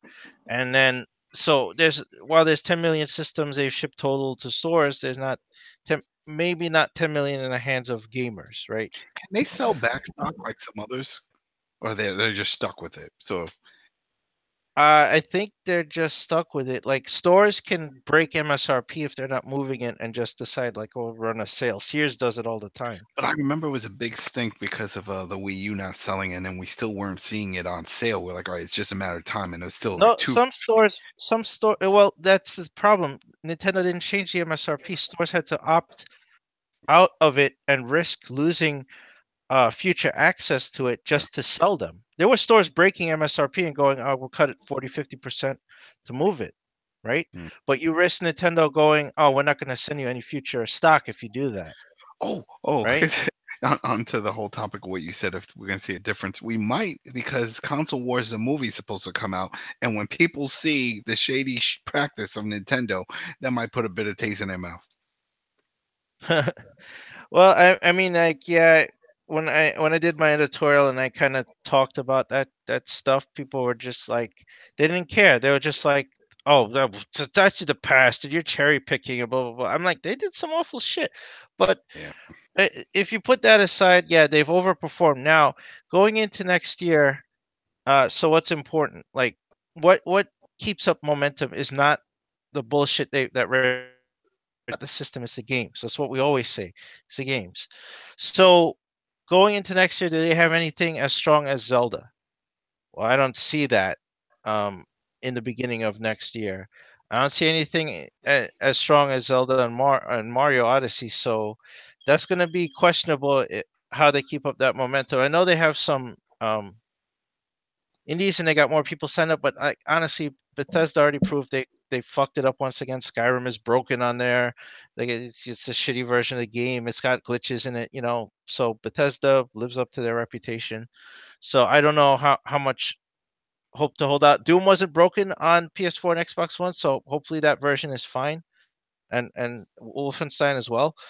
But EA is, I don't know, they're fucking everything up. So who knows what they're gonna do. And as for Nintendo, I don't know what their release calendar is like. I know they announced a Kirby for next year, or Yoshi for next year, but then again, those aren't big sellers. Kirby, while a popular game, doesn't sell that much, and Yoshi, again, another one that it's a spin-off character, so don't sell that much.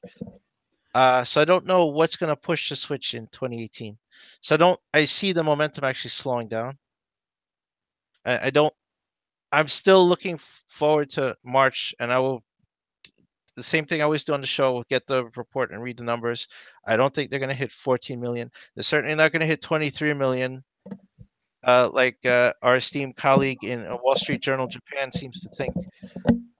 So we'll see where they are past 10 million, but I don't think they'll hit 14 million. Not unless they have something big coming. Bayonetta 3 is not it. Putting up of course, putting up a logo is not it. And Metroid is Prime 4 is in the ether. I don't know when that's going to happen. The network, if they launch the network, you think that'll change things? Well, no, because it's just a service, right? I don't know what it is that they could offer, because they're lagging years behind PSN and Xbox Live, way behind. So I don't see, unless they offer comparable things like you're getting the rewards. Nintendo doesn't do rewards. They don't do any incentives. So what are you paying $20 for network access? I really don't see that being in their favor. Right now the network access is free, and now they're going to gate it. Can I also add something that worries me a lot is the success of the 3DS and how they're not going to kill that system anytime soon.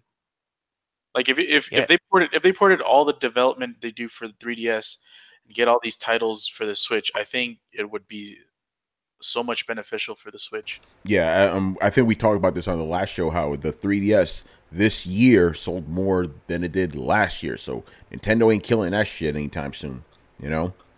Yeah, it's making money. As long as it makes money, they will continue to support I it. bought a 3DS this year. Think about that. And I already had one. Right. They did that. That skin Super Nintendo one, the 2DS ones. They released like a Metroid version. Japan, they got a ton of them. They're gonna bring them over here for each game launch. So there's probably a Monster Hunter version. Like they will keep doing that as long as that system makes money, and it's making them money. So so it won't die. Like it could, I don't know, go on another year or two. So it's kind of an odd position. It's weird because they kind of have a captive audience anyway. So like I think if they actually they're looking at the numbers and being like, wow, the DS is it's so successful we can't shut it down. Like yeah, but I feel like if you did shut it down, most of those numbers would honestly migrate over to the Switch, especially if you transferred development of those games. Yeah, but they don't have the data to prove that. You see, right now, like they're just looking at pure sales, right? So if you look at sales numbers, that's like the 3DS is still selling. They're getting more orders for it than they did the year before, just like Tony said. So therefore, they have no evidence to prove like, oh well, if we just cut it off anyway, all these things will migrate. There's no guarantee of that. Remember, I said we're not Nintendo's customers; the stores are. So there's no guarantee Toys R Us, if they decide we're not going to get 30,000 3DSs this quarter, but I'm going to order 30,000 more Switches, they're not going to do that. See, that's how that really works. So you can't guarantee that kind of turnover, right? The retailers have to turn over, and then we turn over. It's not the other way around. Yeah, I just want to jump in quickly because Bryce Douglas, what's going on, Bryce? He says here are some some Switch games that he thinks are going to do well. Valkyria Chronicles 4, Dragon Quest 11, Bayonetta 1 through 3. Bayonetta 1 through 3 are the only one of those are actually only on Switch. Valkyria Chronicles and Dragon Quest are on PS4 as well. And Valkyria is actually on Metroid's Xbox. Gonna come over, the one that we got for 3DS. I could see them porting. Yeah, that would be great. They should do that shit. Have we gotten any ports from 3DS to the Switch? I don't really know. No. Correct me if I'm wrong, but I don't think so. They're going to because they look so terrible. They need to. I mean, But Metroid looked good on this. They took the game that Metroid looked good. That well, I mean, you're seeing it on a tiny screen. Yeah, that is true. When I watch gameplay videos, I'm like, ooh, yeah. you look at like a game like Castlevania, the Castlevania game that Mercury Steam did for DS, and that thing was ported to PlayStation 3. Yeah, it was. And it looked okay, but again, it looked like what it was. It looked like it was a ported, a ported. And look how many Face of Capcom gave Revelations. There's even Revelations ported from 3DS to PS3 to PS4. Yeah. Yeah, that's crazy, man. One of the benefits that Nintendo had this year with the launch of the Switch is that they released two of the heavy hitters for Nintendo from Nintendo's catalog. So like the only other ones that I can think of that can keep the momentum alive are a Pokemon game, a Super Smash Brothers game, and is there anything else that is to that caliber of system selling games for Nintendo? Maybe not quite there, but I think the Kirby game will have some pretty good mass appeal, and I think they'll market it pretty well. Well, not only that, they released. Think about it. This year, they released probably 4 of their most best like system selling games, like Mario, Zelda, Splatoon, which was like a revelation last gen with the Wii U, and Mario Kart. Yeah, I think they wanted a short term gain, so this year they kind of blew their load. Like you got a main Mario game, you got a main Zelda game. Zelda takes too long to develop. You're not going to have another one of those for 4 or 5 years at least. And like Carlos said, they ported Mario Kart 8. And if they launch a Mario Kart 9 next year, I don't think it'll have that much adoption because it's just too soon. And they had Splatoon 2. So they and Metroid is too far off. As far as I don't know if they're working on a Donkey Kong game or not, but they don't really, and Kirby never really sells that much. I've been through 2 or 3 of them on the Wii. They were not big sellers. They did not sell nearly as much as the Galaxy games or Twilight Princess or anything. They didn't come close. So Kirby's not a big seller. It's a popular game. It has a niche audience, but it's not a big seller. Yeah, I wouldn't say it's a a category A game, but maybe a B. It's like a Pikmin Animal Crossing style game that. Yeah, that there's second tier, but I don't know. I think their second tier games are still enough to draw audience attention. When they get down to we're just having months between where we have nothing but third tier independent games, that's when it's going to feel like we're hitting a drought, I think. But like I don't know. Kirby would be a good in between game between some of their more major releases. Well, that is their major releases. Like I don't see anything else on their release calendar that's like, oh, okay, they have, this. They like, are they working on new Smash Brothers? Not as far as we know. Like, they're probably gonna port the last Smash Brothers over while they're working on it. So I think what we're probably going to see is most systems have a second year drought.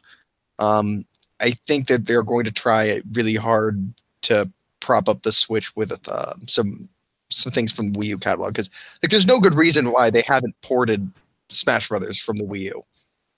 The one that comes to mind is Mario Maker. That's what I'm saying. Like they have a bunch of games that there's no good reason for them not to have ported, which leads me to believe like Nintendo likes money and they like re-releasing shit, which means that they probably have these up their sleeve to help pad out. But didn't Mario Maker rely on what was the network on the Wii U? What was that thing? The Miiverse? Or what was that thing that people use as community? Yeah, Miiverse. Yeah, Miiverse, yeah. Didn't it rely on that? I don't think so. I mean, the online connectivity was vital to the game because it had a lot of... because you shared maps, right? Yeah, user-created content for that. All right, well, unless they put that in, so that game would rely on them launching their network and having their network support those features. Right. So if they could do that... You could already play online matches in Mario Kart. Why couldn't you play online Mario Maker? It's sharing maps, so you have to have content tied to users. And users are independent. You're a system-dependent user. You're not a network-dependent user. And even though you can connect your Nintendo Network ID, you don't really need to. So they would need a consistent way to say, okay, Brett made this map and this map, and now he's sharing it with these. They'd have to create that over again. Yeah. All right. And we got a question here from Mr. Hussein Unsal. Another Nintendo question. Do you see a Nintendo Switch revision next year? Switch Mini, Switch Home. Not next year. Still think it's too early, but you're definitely going to see that. Adam and I have talked about shit. You're going to get you're probably going to get a Switch Mini where it's just a dedicated handheld. Watch that shit happen, bro. It's going to happen. Not next year though. Next year is still too early. Yeah. If anything, next year they're doing silent revisions, which means they make board tweaks, cooling things, and things that are invisible. They don't advertise them, right? Redo the dock a little bit, things like that. A nub somewhere. A nub? Nub upgrade. Yeah. A C-stick. I remember when they did that. I got that new one, and they announced that was a key feature. Too bad it sucked, but... Yeah, next year definitely they're not going to do any revisions to it. It's still a hot item that I don't see them pulling up. Unless some other major defect comes out and stuff. Like I said, silent revisions. But the year after, I think I agreed with Adam and Tony. Yeah, there will be some sort of Yeah, I'm just saying. I'm just going off history. It's just going off history. How many revisions of the DS and 3DS didn't we get? Remember that shit, especially the DS, man. Fuck. Shit. Yeah, that first one was just a piece of junk. That silver junk piece. This is not an official question, but I'm gonna answer it anyway. He goes, "What do you guys think about the rumor of Bandai Namco making Metroid Prime 4? That sounds a little too far fetched to me, to be honest." Bandai Namco. I mean, the thing is that they do have a history with Bandai Namco on a few games. Yeah, but I don't know. So I mean, they could just be, they could just be, as opposed to going with a company that, they don't, exterior company, they could just be going, or maybe their treehouse guys or whatever are all full up. Well, it's So super. maybe Like, that's what the is, reason so why what they're is doing it. Retro Studio doing that they can't use them? It's like, Yeah. I don't know. forget you own them? Like, did you forget they made the first 3 games and that the one that people loved? I don't know. I mean, it's silly. It's kind of a weird idea that they should do that. They're letting them do that, but maybe it could also be like, hey, these guys are the guys that created it, but Nintendo was a little bit racist. I'm just gonna be honest. Yeah. I'm sorry. Just because I mean they have a little bit more. If you remember in the past, an official from Nintendo said that the Metroid Prime games are not canon Metroid games. Oh, because they're not Japanese, right? They are not developed by any Japanese studio. But Yeah, they would. Yeah. Other M was considered one of the worst Metroid game, or one of the worst Metroid games was considered to be canon. The one that fans hate. Oh, Other M? Yep, Other M. Yeah. That's funny, man. Are you fucking serious? Yeah. Sorry. Wait, That's only serious, God damn it! Serious about what?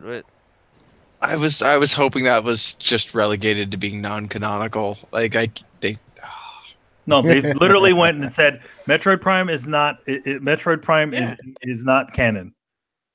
No, I mean, But saying that Other Other M, M yeah. is. Like, Yeah, Other M that's is, the part that yeah. kills me. Yeah, yeah. So, god damn it. So you have canonically ruined Samus as a character. Not just somebody's point of view. Yeah, but here's the thing: popularity is always key. So they could probably just chime in again and say, "No, that's not part of it anymore." I really hope they do. Yeah, I really hope they do. Just quickly want to address something because Hussein says that he goes, I bet you guys we are going to get a Breath of the Wild 2 with reused assets. No, they've never done that with Zelda games. They've never done a sequel. Well, no. Majora's Mask was a Majora's Mask. Oh, wait, was that? No, here's the thing. Majora's Mask was at Ocarina of Time 2. Understand? That's what I'm trying to get at. Well, it was a follow-up. It was something. No, it wasn't called. It wasn't called that. That's what I'm trying to get at, guys. Yeah. Well, no, they won't call it Breath of the Wild 2. They won't call it Breath of the Wild. Dude. Okay, I see what you're saying. Just like how Link's crossbow is essentially a reworked version of Twilight Princess. Yeah. Okay, I got you. In that sense, yes, but they're not going to call it Breath of the Wild 2. They're not going to do that. They won't. Yeah, they haven't done that since NES. Yeah. Okay, so there you go. I could agree with I that. could see them giving a Majora's Mask treatment to it, though, and honestly, I'd be okay with that. Yeah, I actually just bought Majora's Mask for 3DS. I still need to play it, though. But you're part of the problem. I am. Hey, Brett, look. Does this bother you? Because I bought this year. Did you just buy that? I did just buy Hey, that. listen. I wanted to play, because I'm like, okay, I want to play the new, Xenoblade Chronicles 2. It comes out on Switch, but I'm like, wait, I need to play the first game. How am I going to play that? This is the only thing I played on. I can't play it on my normal 3DS, so I bought this shit because it looks fucking dope. For you guys, listening. It is awesome. I wish Nintendo would see the reason in that. Like, wow, we're selling more DSs than ever before. Gee, I wonder if that has anything to do with the fact that you're a relevant company again, and people maybe want to go back and play some of the old games that they missed. No, yeah, they're just released a bunch of new colors for it. Well, I mean, I will agree with Brett in the point is that they need to get off their ass and find a way to put a virtual console or something as part of their network as an incentive for people to get on the Switch to play those old games. They're not doing that right now because the 3DS, it's still selling and we could just put it on there. Yeah, but if they're not doing it, make the 3DS sell because they're assholes. Yeah, but couple of things here, Brett. A couple of things here. So Mark says Tony supporting Nintendo. I spent more money on Nintendo this year than I have in the last 20 years combined, son. Like I bought this shit, obviously the 3DS. I bought the Switch, and I also bought the NES Classic and the NES Classic. So I'm spending money on Nintendo. And he also says I could have bought a $50 Wii U, but that's a dead system. The 3DS is not a dead system. Isn't that insane? Yeah, no, this shit is not dead. Don't buy a Wii U. Like, forget it, man. Yeah, that's a waste of money. Don't worry about it. All those Wii U games that are worth anything playing are probably just going to get ported over to the Switch anyways. It's already happening. Mario Kart 8, Breath of the Wild. And I'm throwing Splatoon 2 in there. Fuck that. Yeah, I'm pretty sure Splatoon 2 was a Wii U game. It was a Wii U game. It was a Wii U game. Let's just be real here. Expect them to breadcrumb their most popular franchises out for the next year and a half or so, while they actually develop new and original content for you're not gonna see that Pokemon game anytime fucking soon. So they're gonna be digging hard into the Wii U's catalog to try and find things. I think, honestly, forget Breath of the Wild 2. Just keep releasing DLC for Zelda. Keep supporting this one. If you keep releasing story DLC for this game, you could stretch it for another couple of years. Yeah, I don't see why they couldn't do that. That's very possible. I still want Smash Brothers for the Wii U on my Switch. And I stopped paying attention to Nintendo at that point. I don't know how many good games I actually missed out on. Yoshi's Woolly World, Super Mario Maker. That went to 3DS. See wait, some Yoshi game went to 3DS. Was it Woolly World? I don't know. Anyway, I don't think you're gonna see that on Switch. They already ported it over. I don't see how they could port anything from the Wii U to the 3DS. No, they just made a sequel or something to it. Yeah, like Mario Maker did a truncated version. They've done it. You know, they've had some Wii U games on the 3DS, just truncated versions. Smash Brothers is on the Wii U versions on the 3DS. Obviously not the exact port of the Wii U version, but the 3DS version also outsold the Wii U version. Oh man! Well, of course it did. I mean, that's just your numbers. Yeah, exactly. So okay, goddamn it, Nintendo, quit backporting and downgrading the games and just fucking upscale them a little bit. Do what you did with Mario Kart, and just keep doing that on the Switch. I don't understand why that's so fucking difficult. To just shove everything onto the 3DS. Sure, why not? Yeah, I want fucking Metroid Returns on Switch, man. That would be fantastic. You know, I want a proper virtual console, like Chris mentioned. Yes, yes. Yeah. Well, see, instead of so they've been releasing these retro systems as NES Classic, the SNES Classic. I feel that's just like a stopgap because they don't have their network working in a virtual console. I agree. So get off your ass and make that shit work. Yeah, I mean that's going to be necessary for the success of the Switch.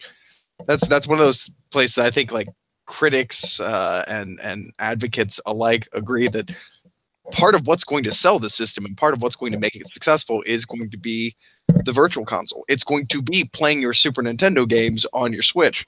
Nintendo needs to quit being greedy fucks and metering this shit out.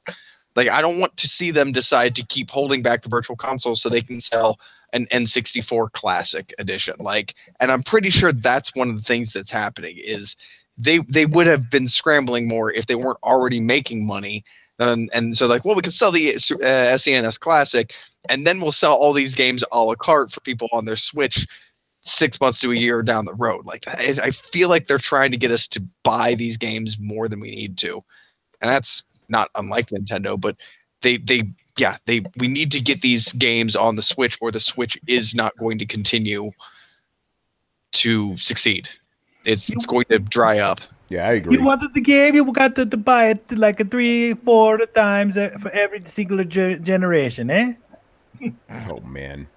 All right, so we're gonna wrap it up. So a couple of things here. We're gonna do some revisions because we're gonna have our final 2 episodes of the year, not of ever, of the year, next week, right? But we're gonna shift some stuff around because Brett, I realize you work on Friday, right? I do indeed. Yes, so I'm glad I shifted because originally my plan was we're gonna do Throwdown on Thursday as normal, and then throw in your questions on Friday. But we can't do that since you work, so we're gonna just move things down a little bit. So we're gonna do Throwdown episode 164 on Wednesday. That's gonna be our game of the year / anticipated game / shit of 2017 episode. Then we're gonna do Throwdown Your Questions on Thursday night, and both of those will be at the same time as always. And for you guys asking, why aren't you doing this shit on Sunday? Because Sunday is literally Christmas Eve, So yeah, it's Wednesday and Thursday back-to-back episodes. So stay tuned for that shit. It's gonna be really cool. And a little surprise here, because it's the final episode of Throwdown Your Questions for the year, right? Ask us whatever the fuck you want. Anything goes, man. Video games, pop culture, nerd shit. Go for it. It'll be fun. The Last Jedi. Yeah, you could ask us about The Last Jedi. You know, I'm lifting the restrictions. Hell, if you guys play nice, I may even let you ask 3 questions. You know? So yeah, man. Again, throw down Wednesday night, 10:30 p.m. Eastern. Throw on your questions Thursday, 10:30 p.m. Eastern, man. It's gonna be crazy. All right, so that's gonna be it for us. So thank you for watching and listening. Leave us your questions in the comment section of this episode here on YouTube or on the Coalition. We'll answer them on this week's show. Subscribe to Throwdown on SoundCloud, iTunes, and YouTube. Follow us on Twitch, Mixer, Twitter, and Facebook at Throwdown Show. Links are located in the description below. Once again, our show is Tony Polanco, and tonight I was joined by Emilio Lopez. I'll see you later, guys, and don't forget to watch if you're interested in the Throwdown Plays. Excuse me, not Throwdown Plays. Throwdown Game Night I did right before the show for Okami, the HD edition for the PlayStation 4. So yep, just went through the game a little bit, played some stuff. It's a little bit quiet, not a lot of people talking in it at the time, so. I say a couple of different things here and there, but yeah, if you're interested in seeing how that game looks and plays, it's cool. It's cool stuff. If you ever played Okami, it was a great game. I suggest if you haven't played it, play it. And yeah, also for those of you who already purchased the Okami HD edition for the PlayStation 3, the trophies are actually connected. So you can continue your game off from where you left off. So, crazy. Yep. Chris Seeley. Hey, take care, everyone. Carlos Romero. Peace out, guys. Brett Murdoch. I don't recommend Shadow of War. Keep this one in your bargain bin, folks. Oh. And Adam Vale. Get back into the division, man. That DLC is great. How's Lucha doing? Let's not talk about that. When they come back, right now. Roller coaster with Lucha, man. All right, man. We'll see y'all on Wednesday, man. Peace out. Later, guys. Peace.